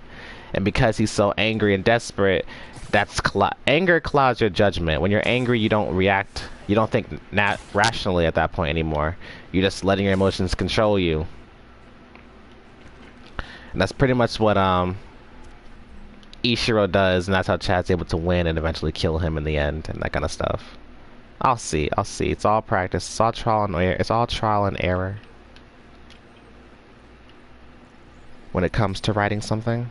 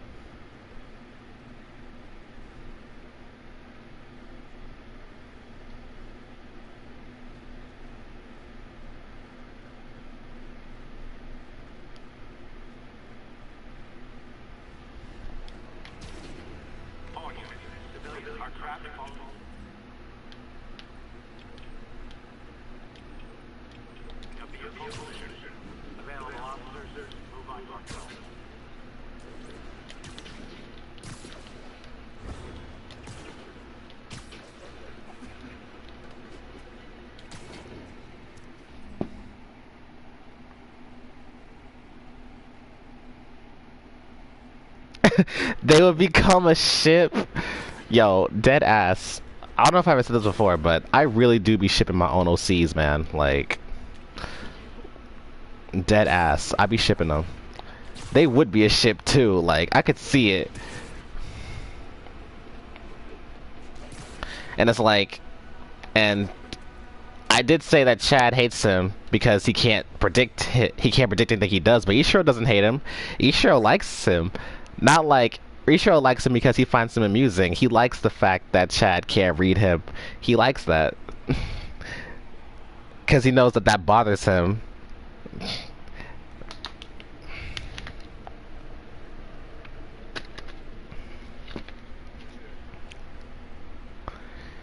Ishiro's powers are pretty cool too. I like Ishiro's powers too. Ishiro's powers, he has the power to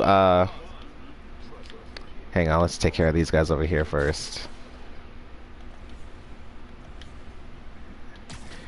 Alright. Ishiro has the power to control. It's similar to, it's based, I gave him his power based on the powers in Dead in Wonderland. He can manipulate his blood and stuff like that. His powers are inspired by Dead in Wonderland and Corona from Soul Eater. Both of them can they can manipulate their blood and stuff. Pretty much what Ishiro can do is, where's your buddy? Okay. There we go.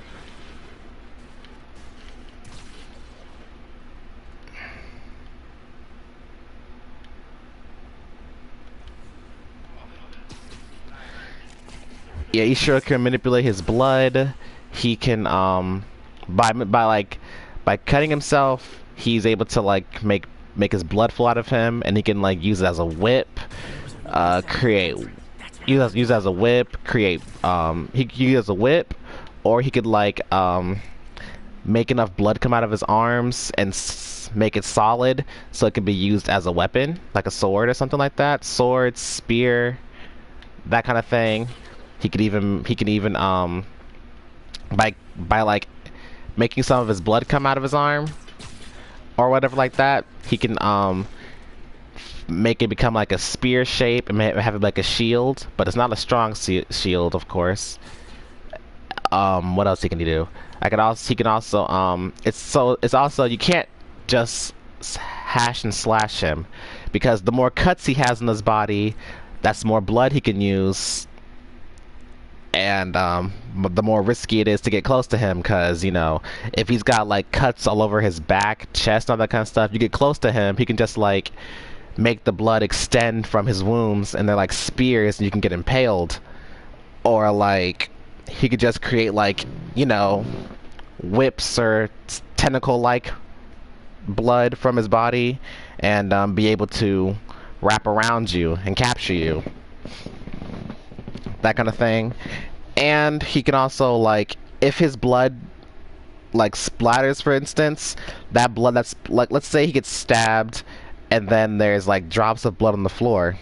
If he, okay, so he's stabbed, the sword is through his like through his shoulder or something, all right? He can like harden, he can like stop the blood from flowing out of his body. So he's not really bleeding to death because he can stop it. And then the little drops of blood on the floor, he can like manipulate that, make it float, or like just make it become like a spear and stuff. So while you're distracted from stabbing him, you already close enough to where he's got your ass.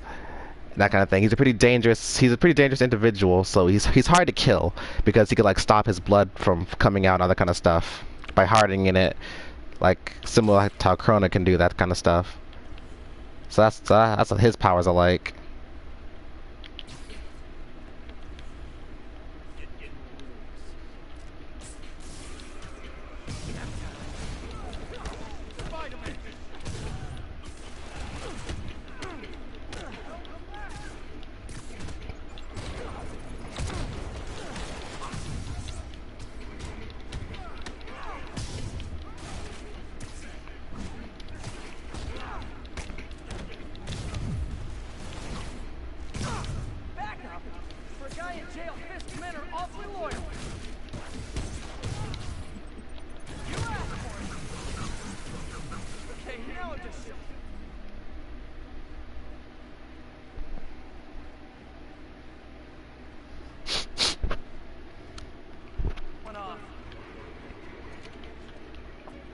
Chad's powers, I know I've mentioned like multiple times that the dude's just OP as shit.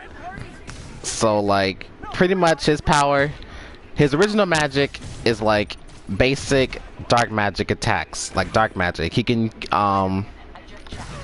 it's like dark magic, your basic, you know, dark orbs, those kind of things. He can use like shadow magic, where pretty much, let's say, it's similar to Pride from Full Metal Alchemist. If you've seen the Brotherhood version, Pride is the little boy. He can if as long as there's a light source, he can extend his shadow and make it become like spear-like and that kind of stuff, and spear-like, tentacle-like, that kind of thing. That's what Chad can do with his own shadow. But not just that, he could also separate his shadow from his body, and it turns into a clone of himself.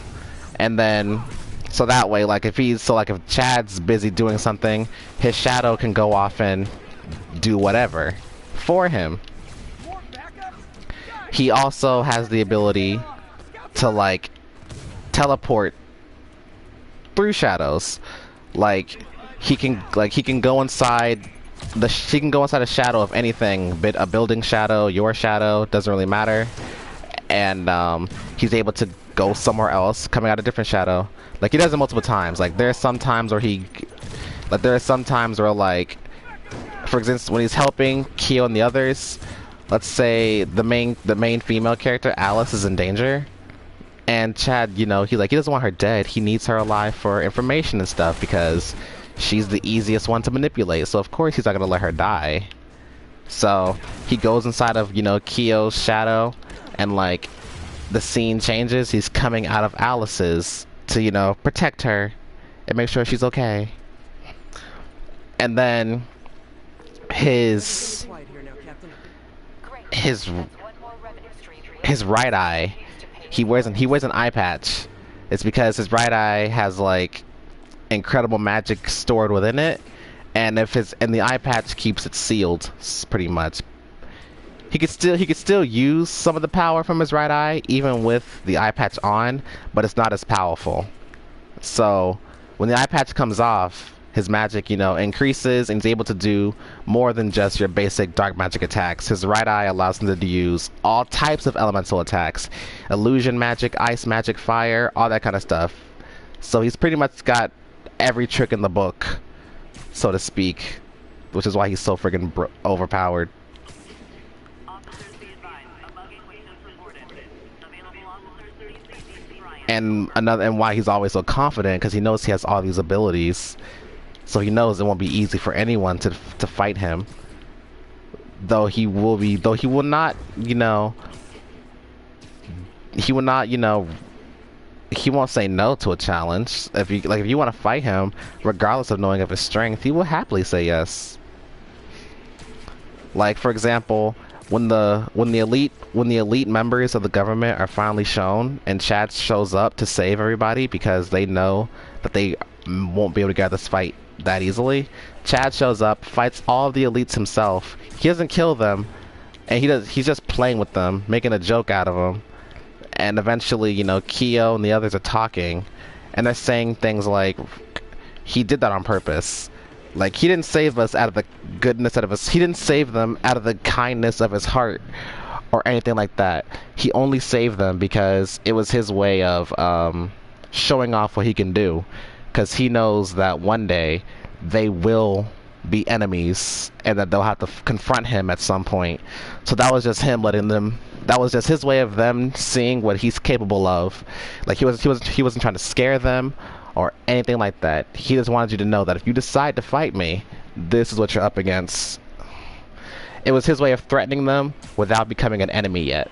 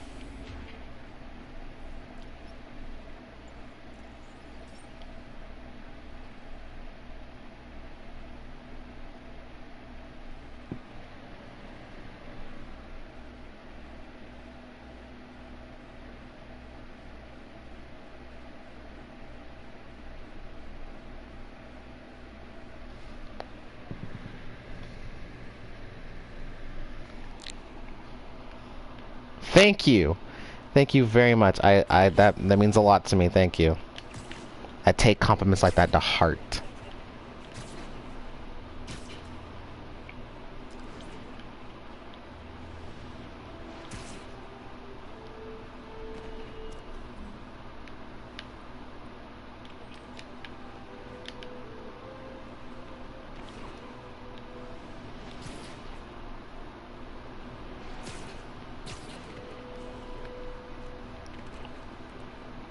But real quick, back to the like. Oh, wait, let me see. Damn.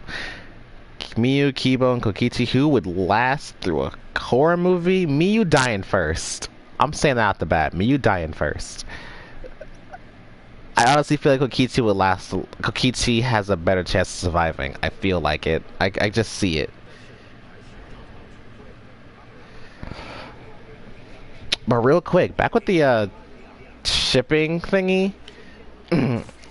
Like, as I said, I do be shipping my own OCs. Like, I remember a long time ago, back when I was in middle school, I shipped Chad with my OC Kyo, man. I shipped that like a lot. Chad was the top in the relationship. Well, nah. Well, he mainly topped, but they would usually be. I'd usually switch him around, but Chad was usually like the main one in control of that relationship.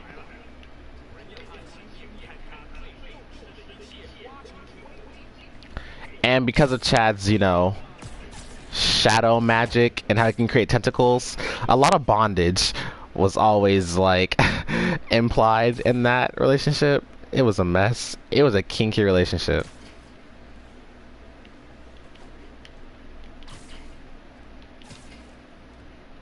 Anybody else? Honestly, I can't really.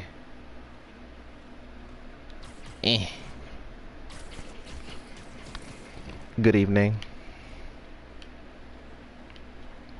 How's it hanging, you guys? I know, must suck. Don't worry, the web dissolves in an hour. You won't be here that long.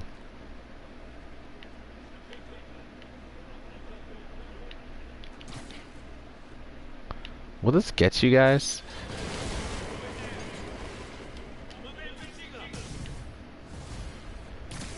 Bring it on, you cocks. Ishiro and Chad, who tops between them? Damn. That'd be a good question. I think I would have, let's see. Ishiro, the wild and unpredictable man-child that he is. And there's Chad, the manipulative, controlling, and smug individual, but also hates him because he can't predict his attitude. I think I'd probably have Chad top.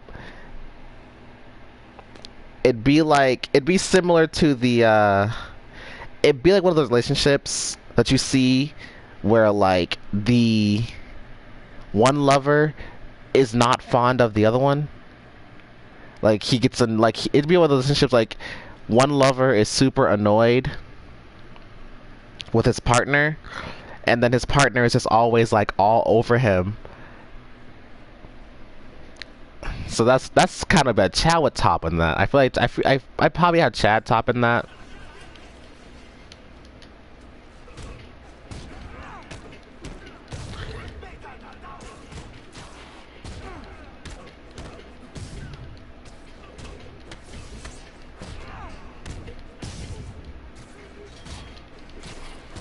And then I know like another ship I had, it was between my OC Kyo and then his rival Tyler. Kyo topped in that one.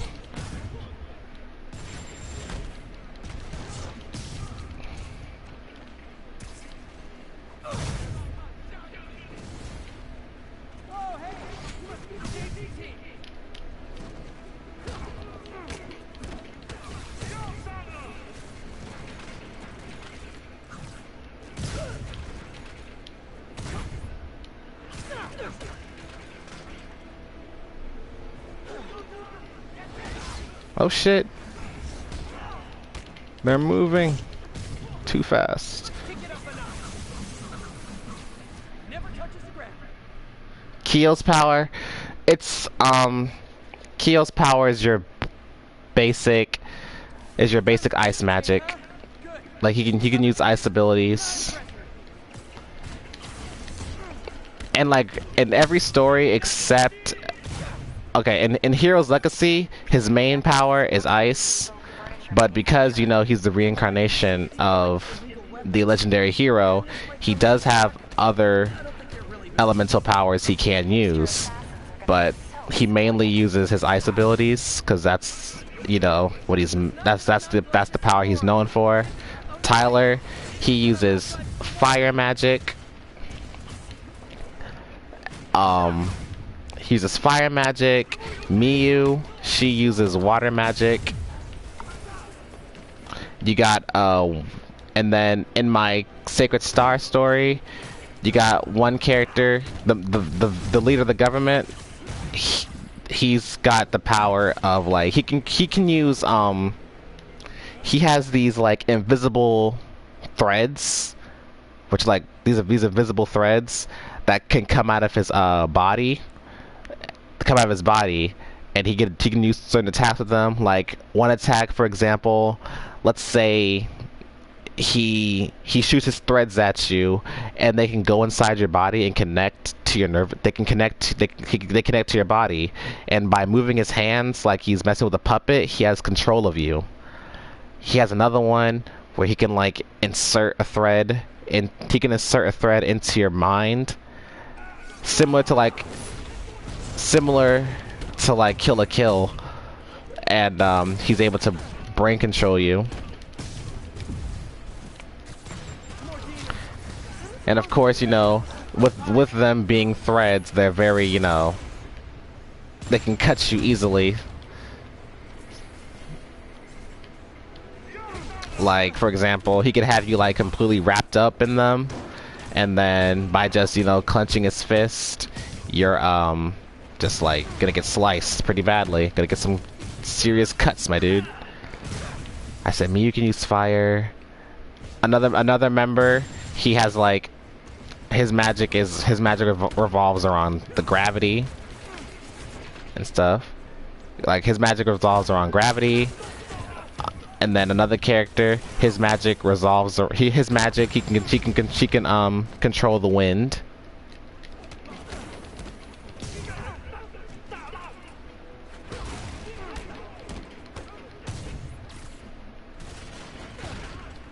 Oh, and then you have Kai, who can control like electricity.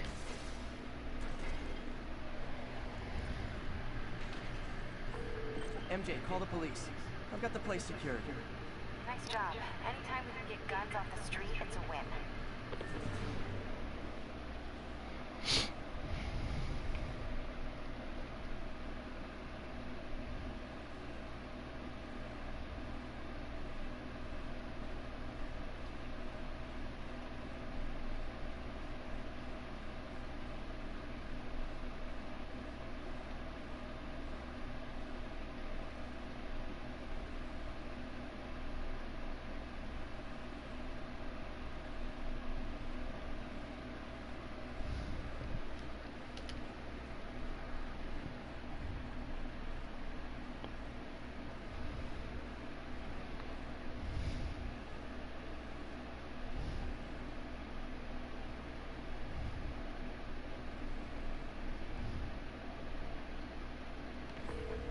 That's all the places I could. Shut up real quick, MJ.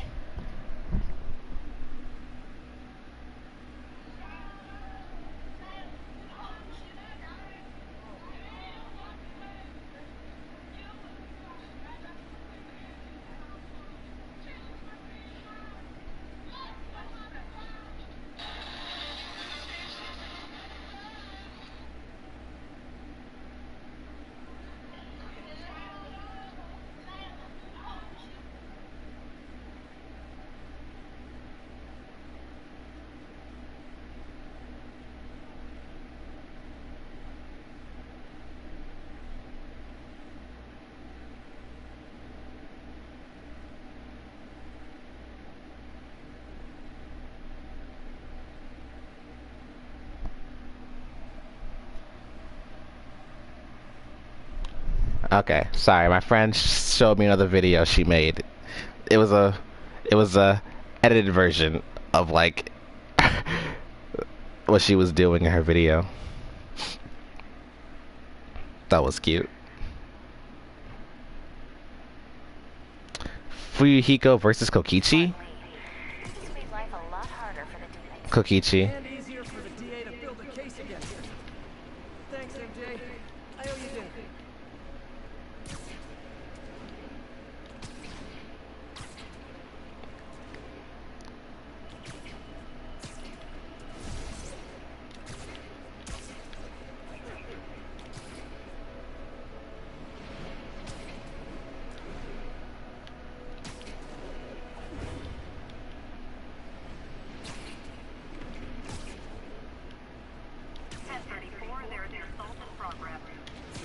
Right in front of it, I'll stop the criminals.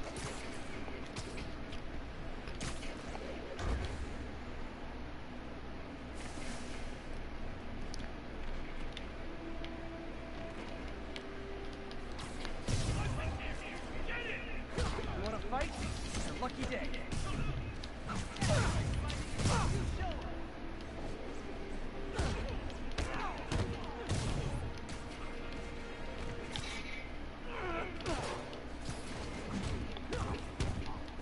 Bitch. Live by the beatdown, die by the beatdown. Thanks. I think I'll be okay. Okay. Alright, then at that point, it'd be... Then at that point, then Fuyuhiko's got this. Fuyuhiko's got this.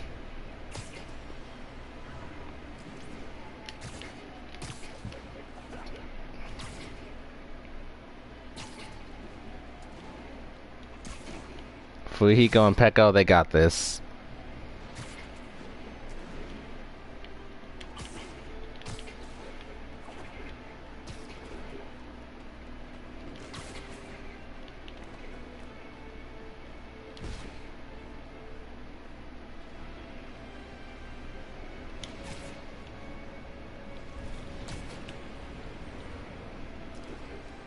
Crime never sleeps in this damn town.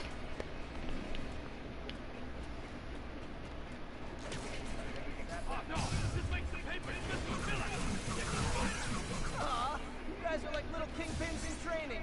So cute. File your taxes.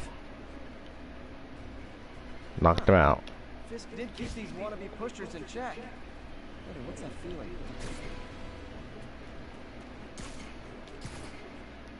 It's all fiction. Damn you. Yo, high key Monokuma predicted. Oh, there's so many memes about Danganronpa 2. Oh, that's right. Now I can mention it. Hang on. Himiko versus Tenko. Oh, please. Himiko win in every argument. Let's be real here. Himiko would high key win every argument. Though maybe Tenko would probably win some of them. Since, you know, she was able to, Tenko was able to fucking flip Himiko down. And not on the bed. She grabbed her and made her do a whole flip. So Tenko might win, but I feel like most house squabbles, Tenko would lose. But yeah, so many people say that the second game literally referenced / predicted the first. I mean, not V3, because, and if you want V3, Junko said it's kind of like a detective story where the detective is the one who committed the murder when they were solving it. And hello, Kaede. Granted, yeah, Kaede did it. Kaede, technically she didn't really kill Rantaro, but still slightly aligns with that reference. Then there's another one. Wild guess. Those guys breaking in don't live there. Then there's another one where Monokuma's doing a Monokuma theater, and he's like, they said Monokuma predicted the ending for V3, and Monokuma said it's a lie, everything is fiction. And they said Monokuma Don predicted V3's ending. He spoiled it before we even seen it. Where is he?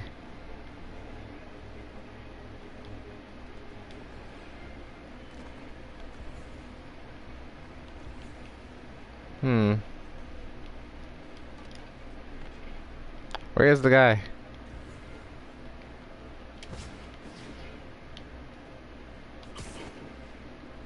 Getting aggravated.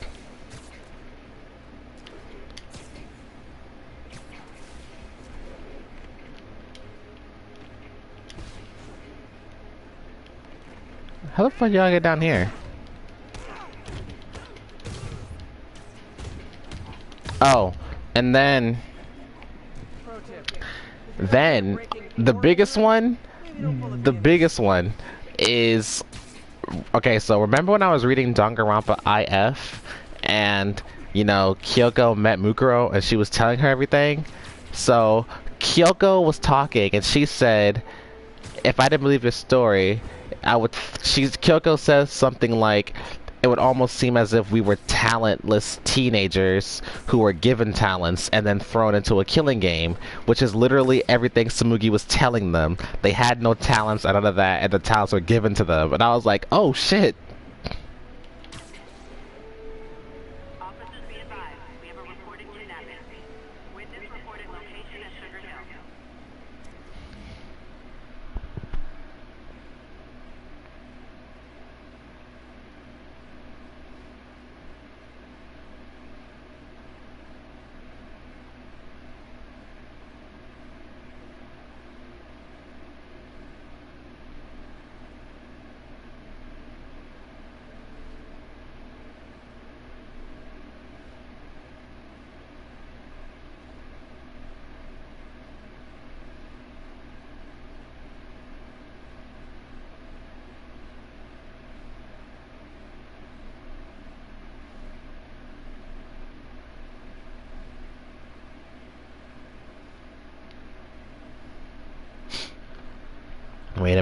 Wait a minute. Stop. JonTron. I don't know him, but I know some of his memes.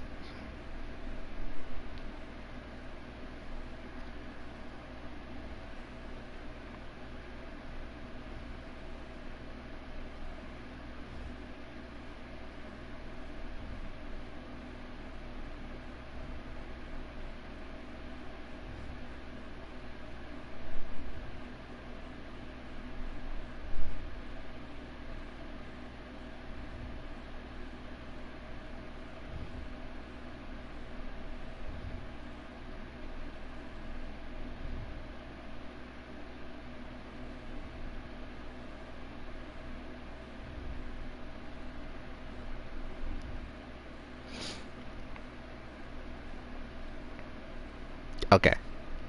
Perfect.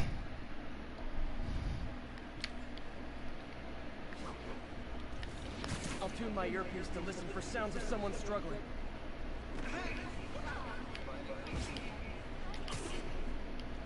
Whoa. I hear you. You're safe now. It's terrifying. Wait, what?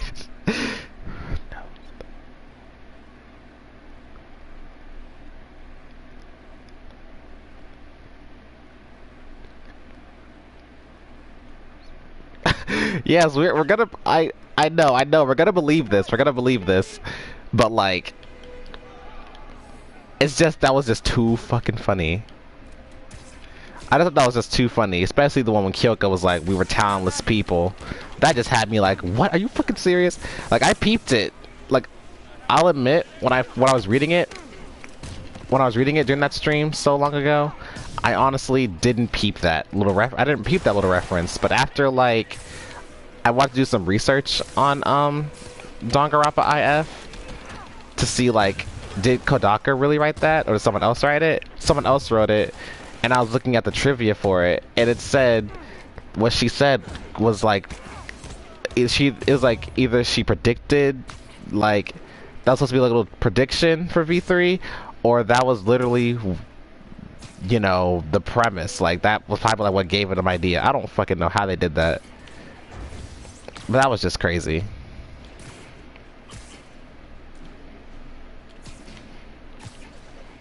I thought it was great though. But doesn't matter. V3 is its own thing in the end.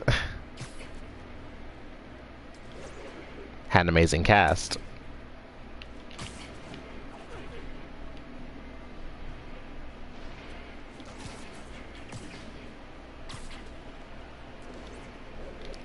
Still crossing my fingers for a new game. Dude said go right ahead. Come on, Spike Chunsoft. Don't let me down. Fuel the fanboy within me. Please.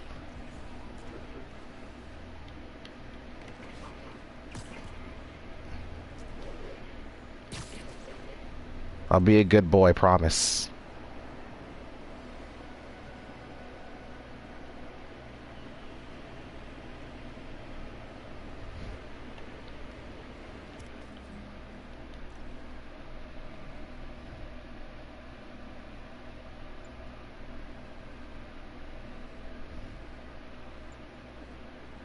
Okay, I'm gonna black. The black who?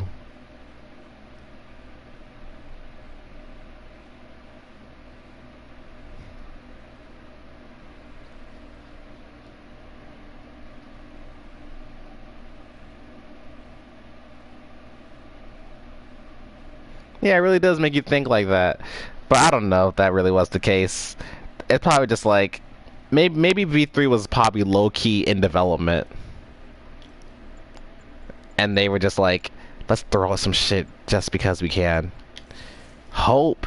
Future Foundation.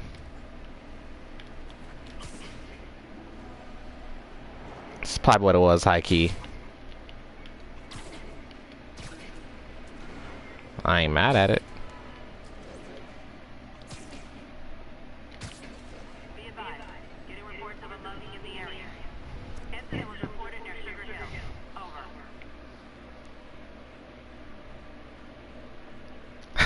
I know, I'll be good until I get my hands on it, and when I do, I'm just gonna be like, what? Screw that good boy nonsense. I already got it. Like, I can't tell how many people I made happy when I let people who didn't know about the interview learn about it. The dude was interviewing bitches. He was like, hey, they said, how'd you feel if they want to make a game without you, even though you're no longer working there? He said, they have my blessing. And I was like, bitch, yes. The series ain't over yet. Granted, they have to retcon V3, but I don't care. Just give me a game.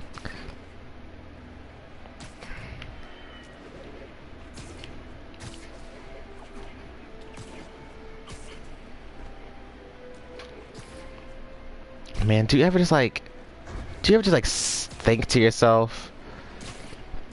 Do you ever think like how amazing it would be to like draw something cool?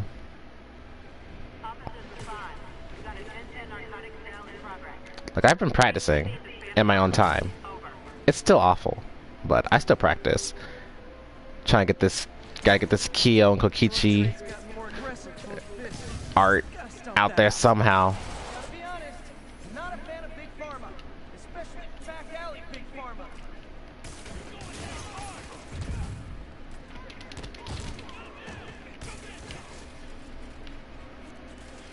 Go ahead and drive.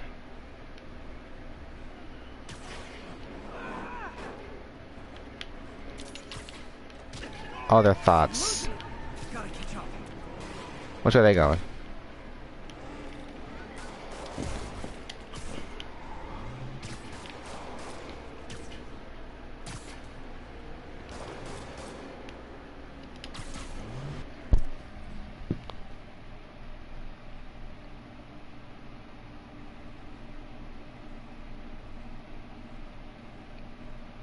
Probably. Hell, I mean, I'll be fine if they make V3 Retconned. I'll be fine with it. I already see it as its own thing anyway, and many other fans will be okay with it too. I can tell. But like, if the dude says y'all can't do it, go right ahead. I don't care. Hell, let him give y'all the Boruto Toriyama treatment. Dragon Ball Super is not being made by Toriyama. Someone else is doing it, but Toriyama's coming in to like make sure it's going well. Same with Boruto. Kishimoto isn't writing that, but he's coming in and giving like tips and making sure the story's looking good. Just drop me off at the jail. No reason.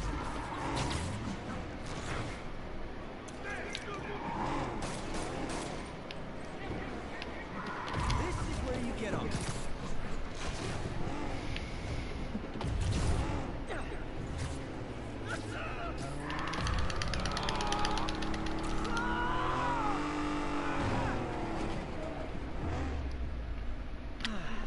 Nothing puts a pep in my step like halting an illegal drug deal.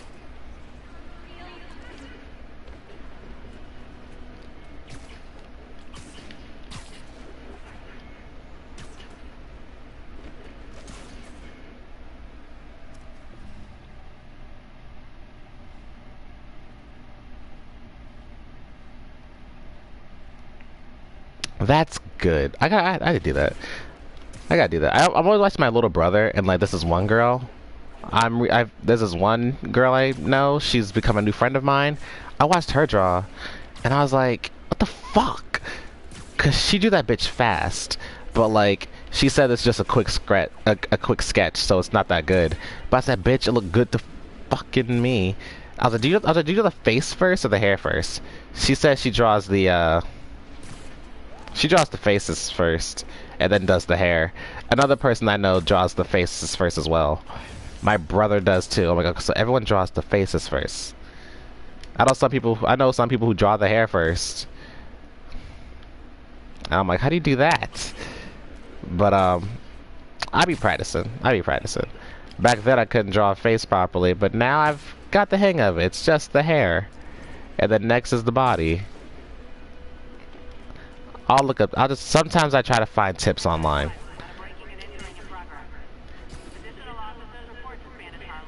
But I also know, like, when you keep practicing, you ain't gonna get, like, you just keep doing it until you find your own style, pretty much. And then, once you're comfortable with your own style, then I know you can try to, like,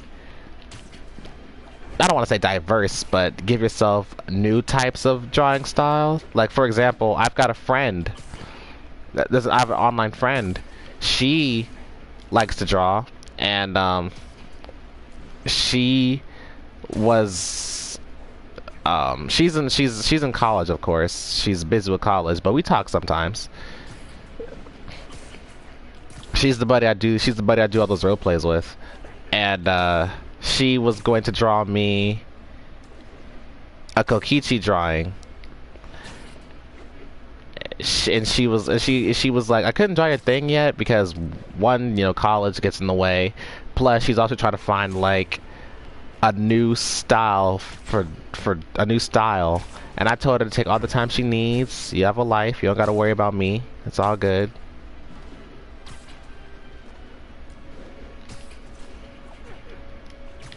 We always do something for each other on our birthdays. Like last year for my birthday, she was practicing digital art, and for my birthday she drew me a picture of Len saying happy birthday to me, and he was like wrapped up in like a ribbon, and I was like, fuck yes. And then the year before that, she drew a nice picture of Len for me, saying happy birthday from Len, and then the small letters she put and me, and I was like, oh, so cute. And I still have those pictures saved on my phone. I had the Len drawing where it's a happy birthday from Len and me. I had that one as my wallpaper a few days ago, because whenever I see it, I just get so happy. And then for her birthday, I always She loves the Kaido and Len ship, so I always write a fic for her on her birthday.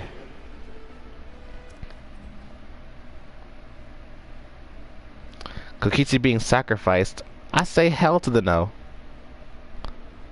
A big no-no.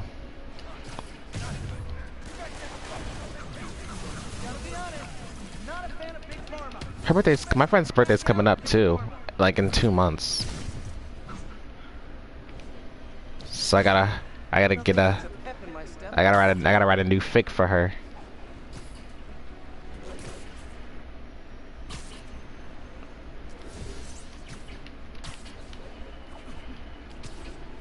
I might ask her if she wants a different fic. I'll talk to her as the days come closer.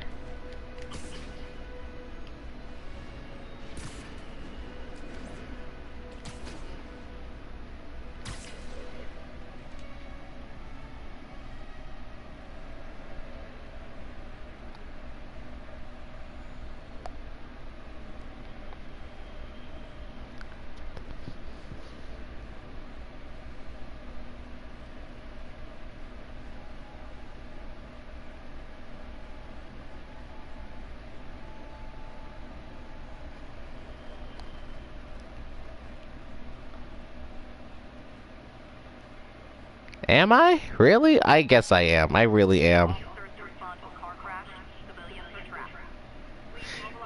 Angie wants to sacrifice Kokichi? No, Angie gotta sacrifice me. She ain't touching my grape twink. I am sentimental, my friends. I've realized that. Is that a bad thing? I don't know. In my eyes, I guess I see it as a somewhat of a good thing. I mean, I like my friends.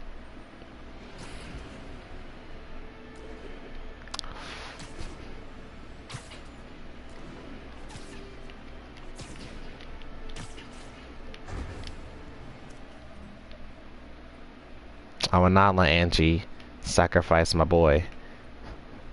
And the name and the words of Tenko, screw Atua. That guy's got nothing on me.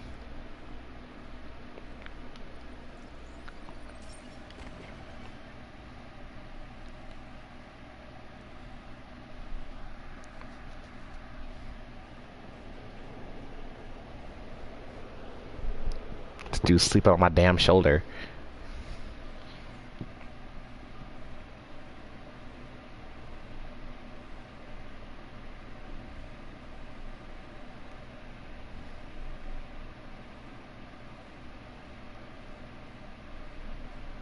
Yeah, see, it's a good quality. Thank you. Like, literally, yesterday, my friend called me an angel. Like, we were talking, and then she was like, oh my god, you're an angel! I was like, I got so embarrassed. I was like, please don't call me that.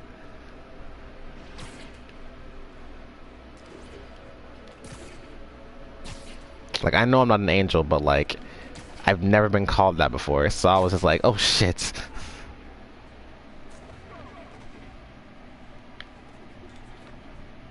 Why are you doing this? I'm not gonna he ain't dying, damn it. What is the meaning of this? Is there something going on? Do I have to initiate Plan Grape?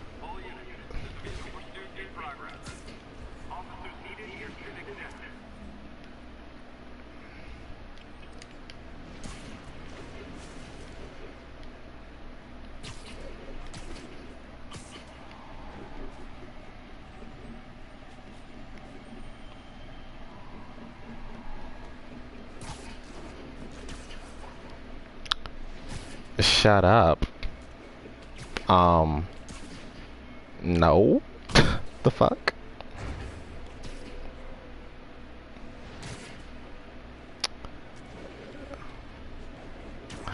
That's funny.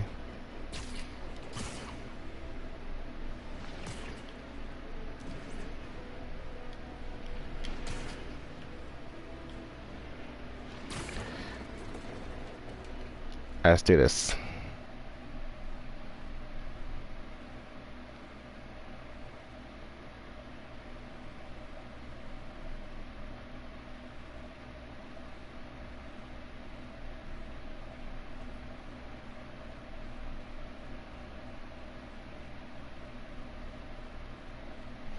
Alright, let's see. We got all these fucking snipers. Alright, so. Last time they saw me, we're gonna go to that one first. That dude can't see me from across over there, can he? You know what? Literally didn't see that coming. Ooh, shit.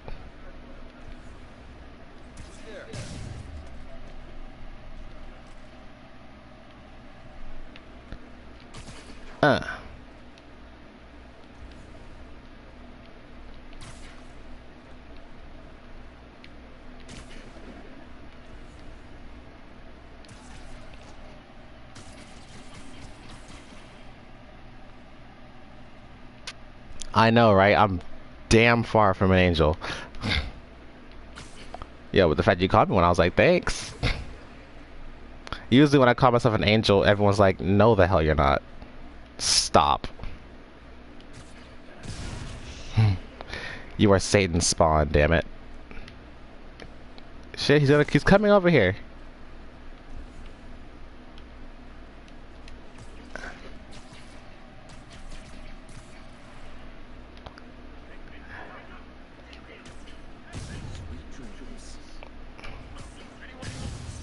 All types of hell was for the start.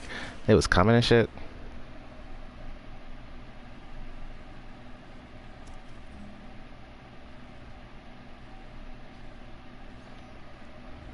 Is about to fall victim to a crush for Suichi. I mean, he already has a crush on Suichi.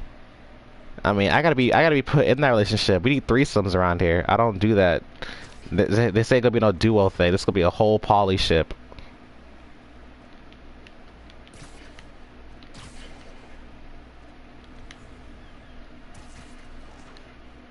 Got a funny feeling. Let's get some of the boys over here.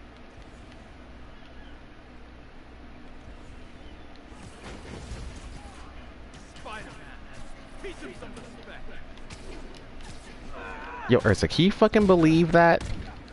I don't know who the fuck that was. I stayed calm too. Fuck me, man. Don't make me exposed. I can't. Y'all lucky. Y'all lucky this is the internet. We are all lucky this is the fucking internet. Huh.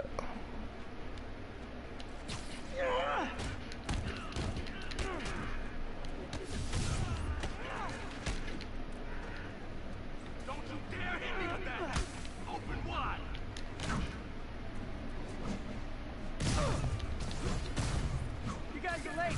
Don't worry. I got plenty of face kicks left.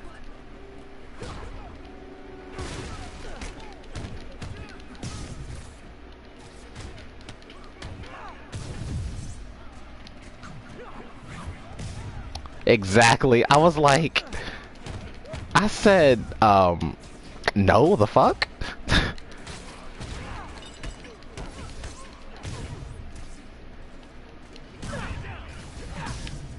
Really? More guys? I don't have this many friends.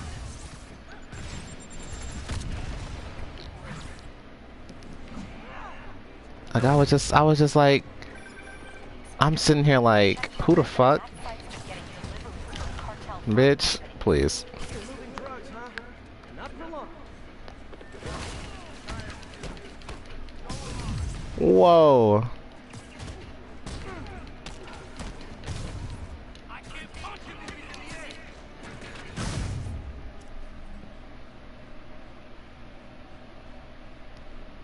No. Why is Kokichi a victim all of a sudden? What is going on here? No. No, it's not happening. No.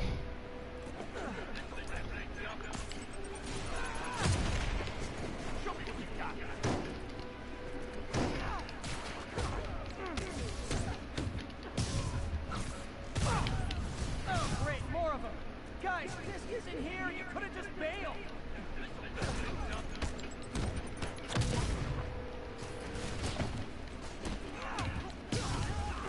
Get your ass kicked. Oh fuck.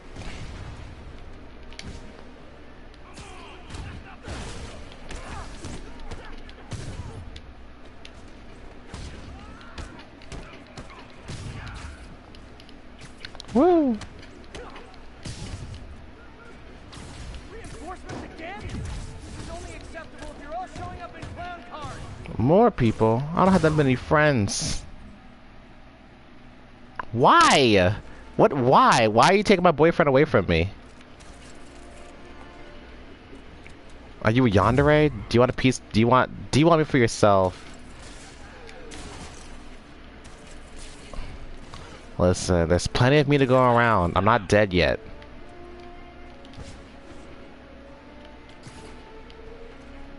No need to be a yandere. Where is he coming from with that damn rocket launcher? Where is he? Found him. Good evening, bitch.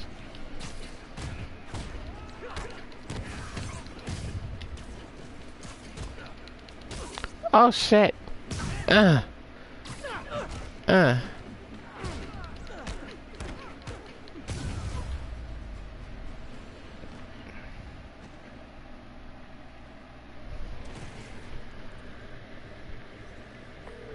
Yuri, I got a bunch of incapacitated criminals and designer narcotics all wrapped up and waiting for you.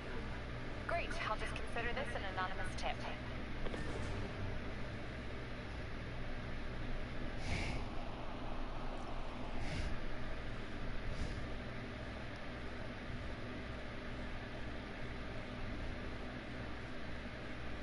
Hang on.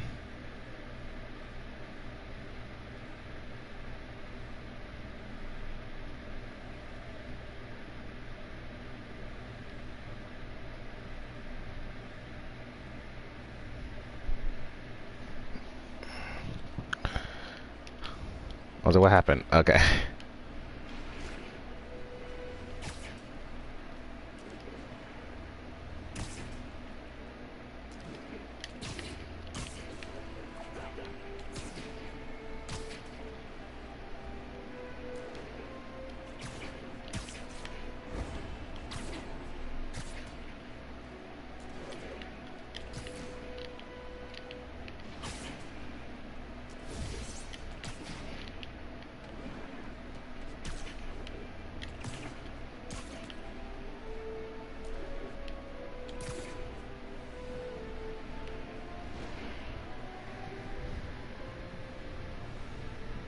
No! Leave Kokichi alone. Stop being a yandere.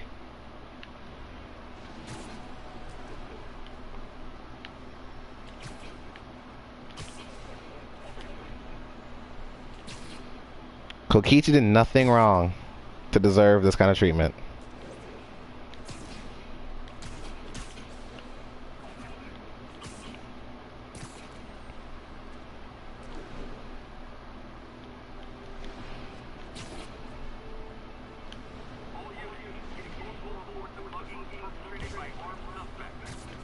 Oh, I heard that whole thing wrong. I thought you said mugging for candy. I was like, what the fuck? I heard mugging for tricks and candy. I said, what the fuck? I'll steal somebody for candy. I'll steal some candy from somebody too. I mean, I went as far as to slip my wrist because a certain somebody ate an airhead that I wanted, but you know.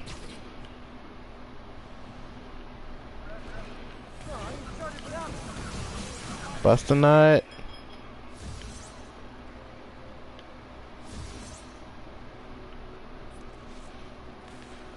Did I beat them? Oh.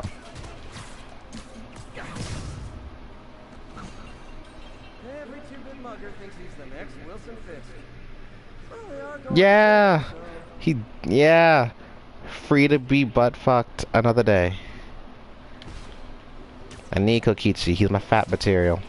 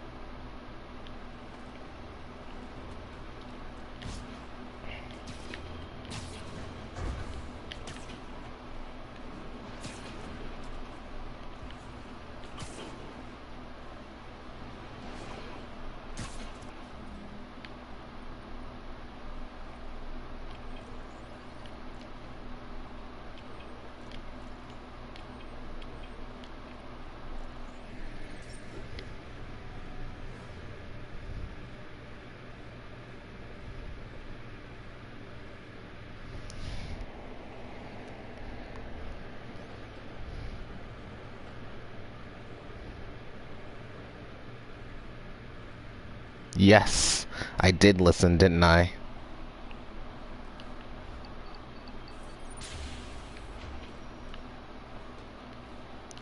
I mean, I just wanted it. It was blue. I had a cherry one. I had cherry. I had a blue one.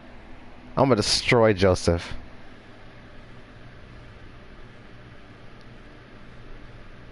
I'm gonna destroy him. It was all his plan to separate us. See, he ain't nice. You gotta watch him. He a mastermind. He the mastermind of Danganronpa V4. I'm calling it right now.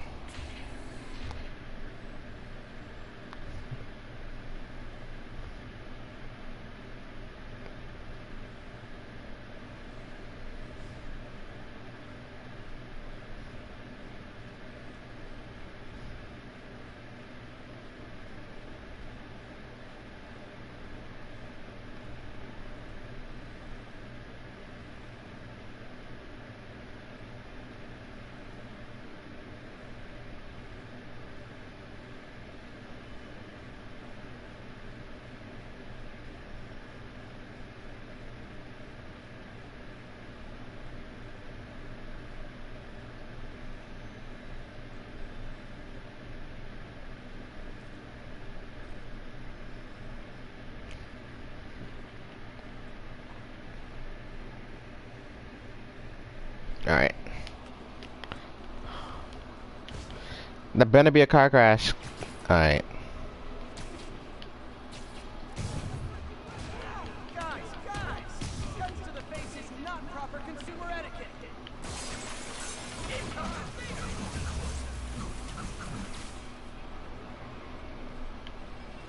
Damn it. Cookies to become the light of my life? That's a big yes.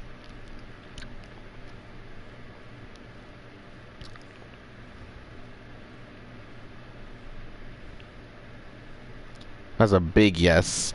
Chihiro can stop me from taking over the world. Kokichi, man, that just clears my depression.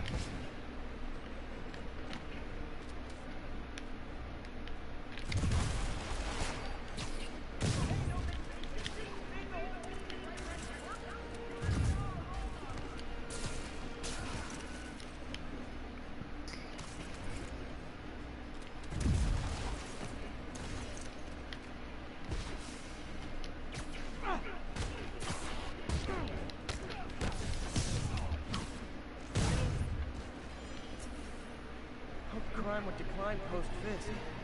Might have been too optimistic. If I was a cop, I'd...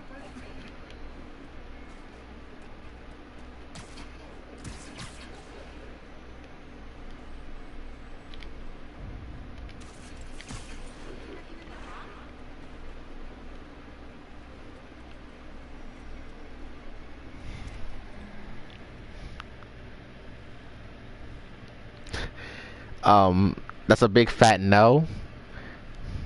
A big fat no. Maki, I can't let you touch him. You said you won't let Monokuma touch Kaido. I won't let you touch Kokichi. Hey guys, I can see inside your house. I can see all the stuff I'm gonna steal. You'll die in there by the time. You'll be dead. People die when they're killed. Attention units. Need response to a break-in. Any officers near Madison, proceed to the crime scene. I'll stop the criminals.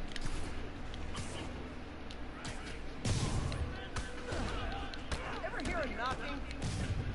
You act like it. I should have recorded. Bust a nut. Pro tip. If you're not good at All over Kokichi's face. maybe don't pull a B&E. Yo. Oh god, yes. Yes, just imagine it. Kokichi laying on my lap, pants down, getting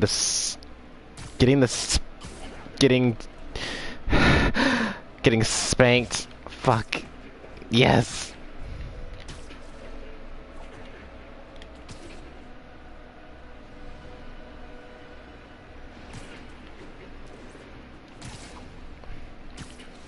Spanking fetish.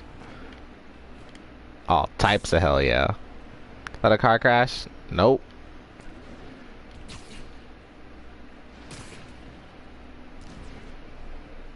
Car crash is too much work to deal with, boss.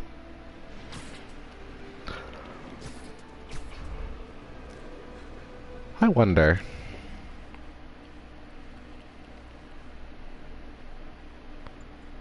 These backpacks. All I did was save this kid's balloon from floating away, and he made me this. It's the little things that make it all worth it. That's cute.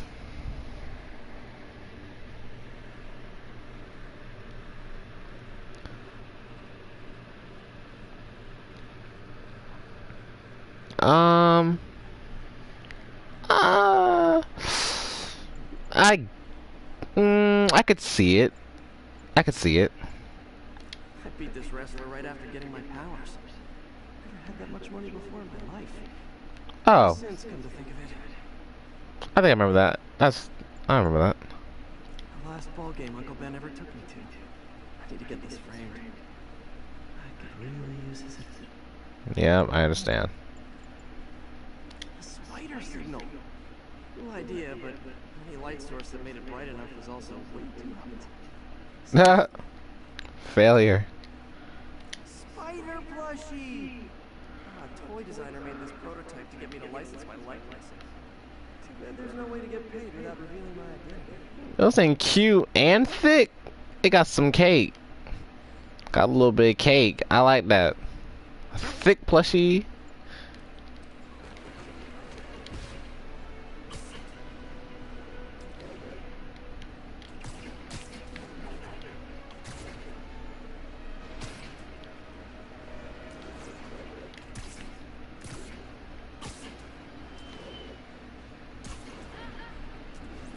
Speaking of Maki, exterminating Kokichi, this is old meme I saw a long time ago, where it said "words of man." It was a news report. We've got a 10-10 narcotics in progress. It was a news report, and it said words from man who was. It said last words from man who was stabbed, and it's Kokichi looking at Maki, and he's like, "What are you gonna do? Stab me?"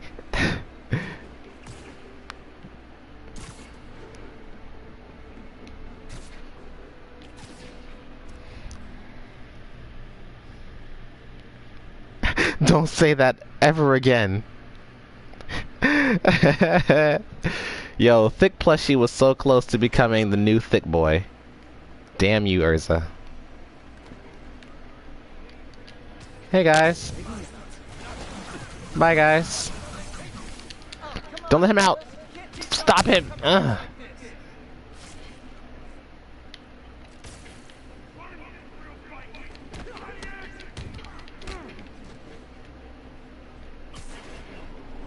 Bitch.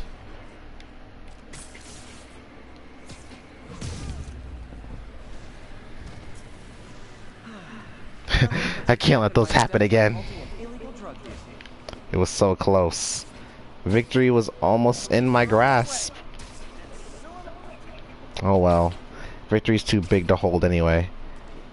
Kokichi's ass is much softer. And easier to carry. Headcanon, I use his butt as a pillow every night.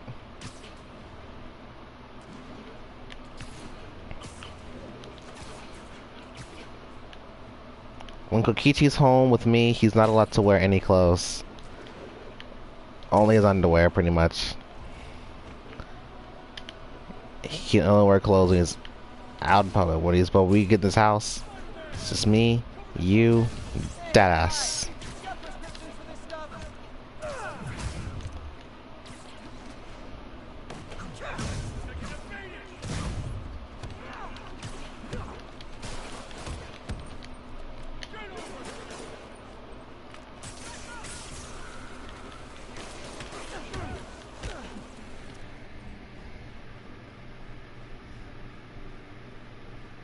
No.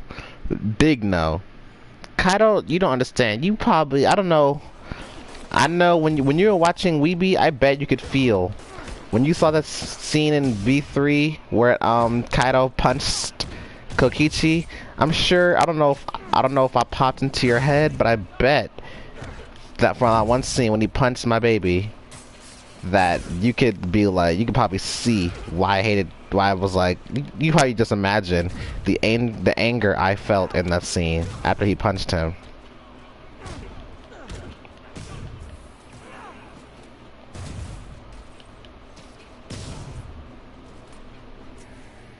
Knocking the ever-loving stuffing out of dealers is my answer.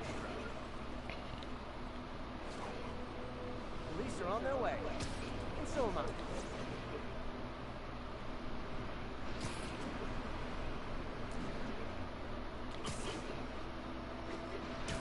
Hello, Kitty, you're so pretty.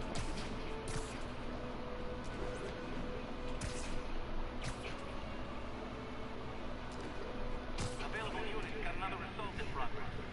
Report came in.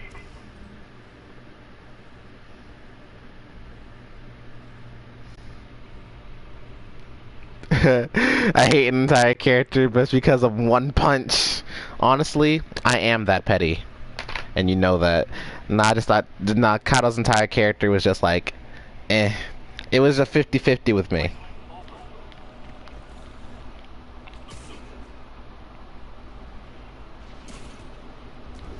Sometimes I was okay with him. Other times I wanted the guy gone.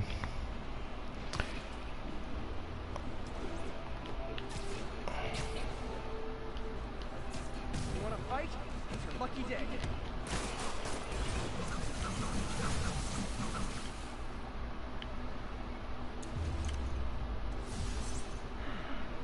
Love laying out bullies. Yo, some bitches.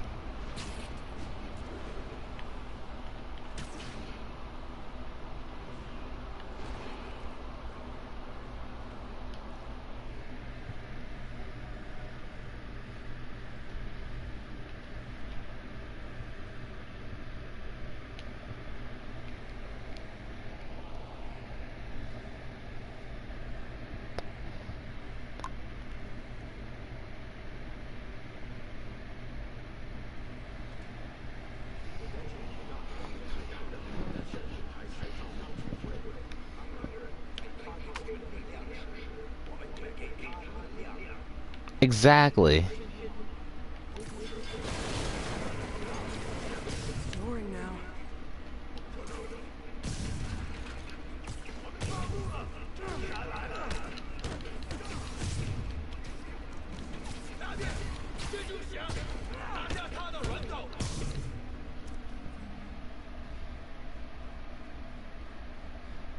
Yes.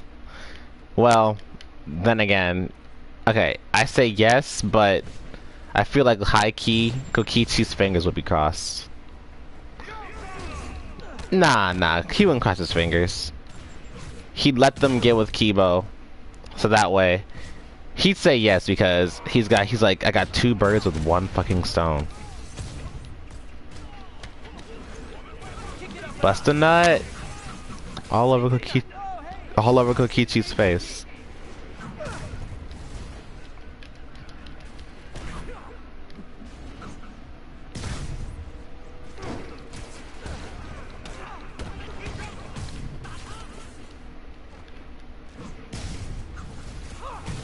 Time for a shift change, huh? Good, because these other guys, not impressive.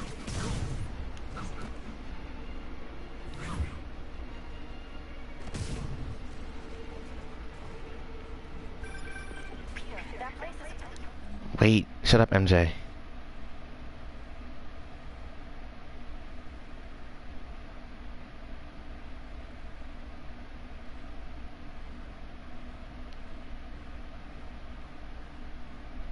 to be the bespoke furniture manufacturer. Oh fuck! From what I can see, it's more like illegal weapons.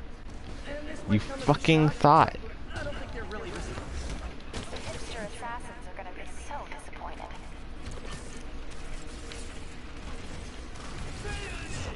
It's not that I'm not glad to see more of you. Oh no, wait. It is that I'm not glad to see more of you.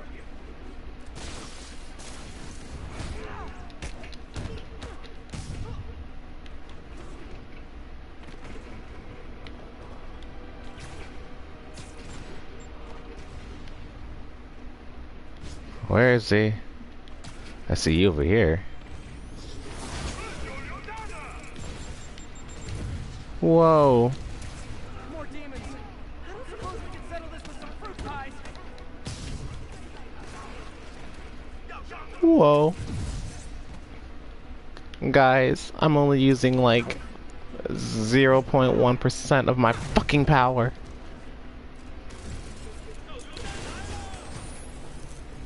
Right back at you, man.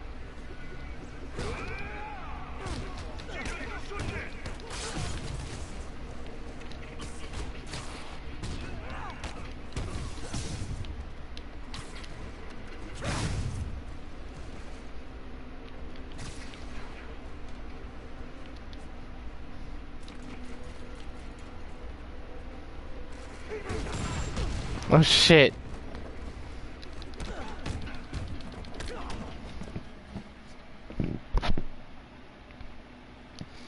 Okay, one, I can't say nothing about Animal Crossing, but I can say yes to Cooking Mama, bitch.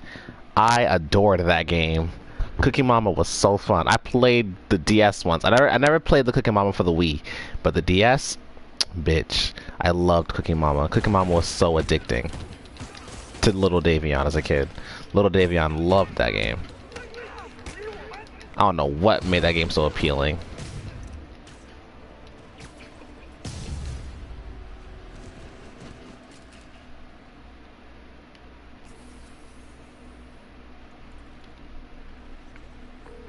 MJ, call the police.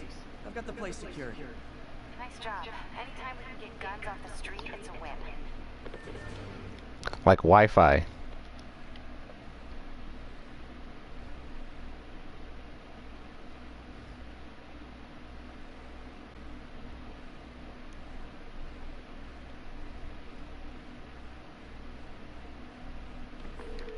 That's all the places I could link to Martin Lee.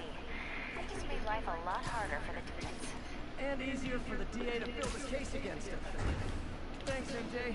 I owe you dinner.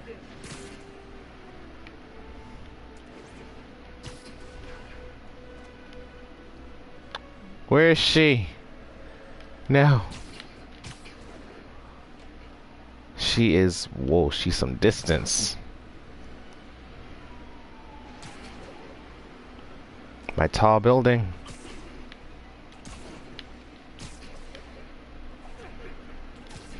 All units, we have a vehicle collision. Officer assistance needed on scene. Nearest officer, please proceed to Roseville.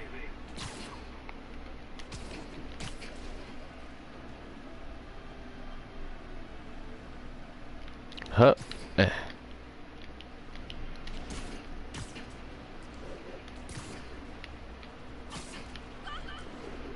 Oh, shut up, lady. I'm not even messing with you.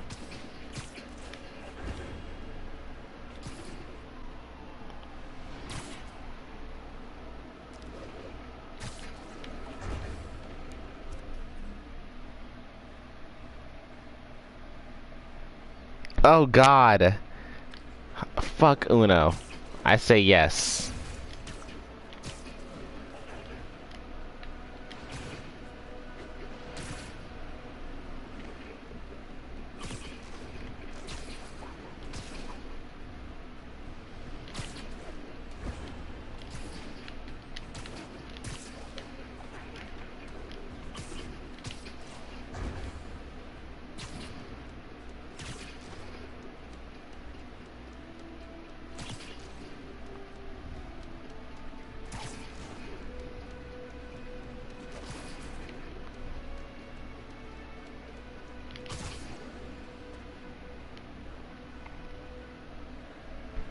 Alright. Someone. Today was a good day. I don't care. Today was a good day. Went bowling. Went bowling, fucking did stuff. Fucking a bitch came at me, said shut up for no apparent reason. That was funny. I was waiting for something like that to happen. I was waiting for one day someone just be like, "Hey, you suck," and I'm gonna be like, "Ha, what's up? How you doing? Welcome to the party." Tell me something I don't know. Oh my god, you still here? You still suck. Yep. It's okay. Next time someone comes and they're like, you suck, just say they swallow. That's all you gotta do. You suck and you swallow. That's your point.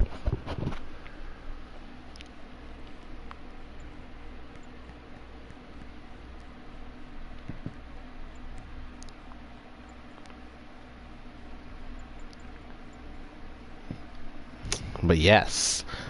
Fun times, having fun times.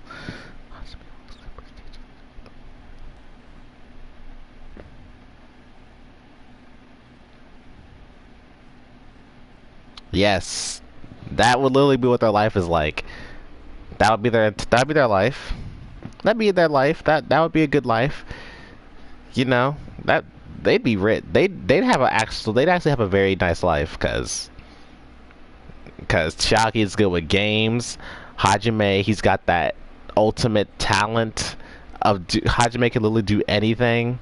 So, you know, and then Nagito, he's got that luck, but that ain't gonna help him much with stuff. So he can just stick around the house. Chiaki got the games.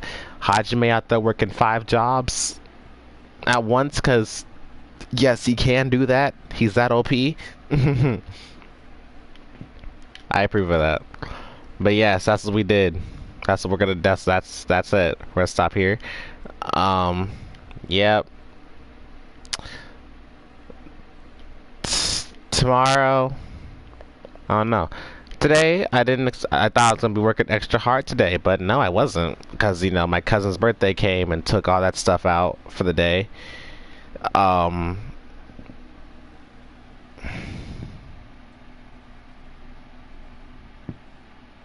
I know, right? He didn't bother me either. I just looked down and saw the shut up, and I'm like, no. Like, please. This is the internet. Everyone's gonna come at you. I don't care. So, like, that's what I'm gonna. That's what we did. Shut the fuck up. So, where though? They way down there. Well, you guys got it. I know they at. So anyway, yeah, we didn't do that much. We didn't do that much work. But when we came home, that's when we got to work. After the party, we got to work. Tomorrow, more work. But I will stream tomorrow. Look forward to that.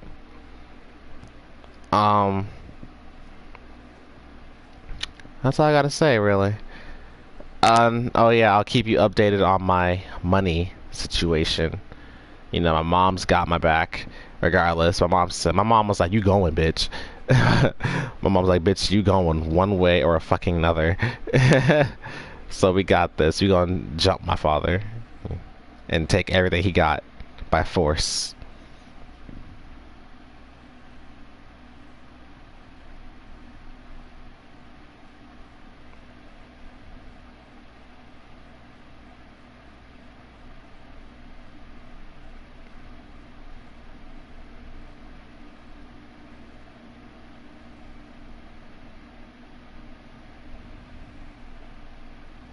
Alright. Okay. Love you too, Urza. And I will keep you updated. Enjoy the rest of your night, and I will be back tomorrow.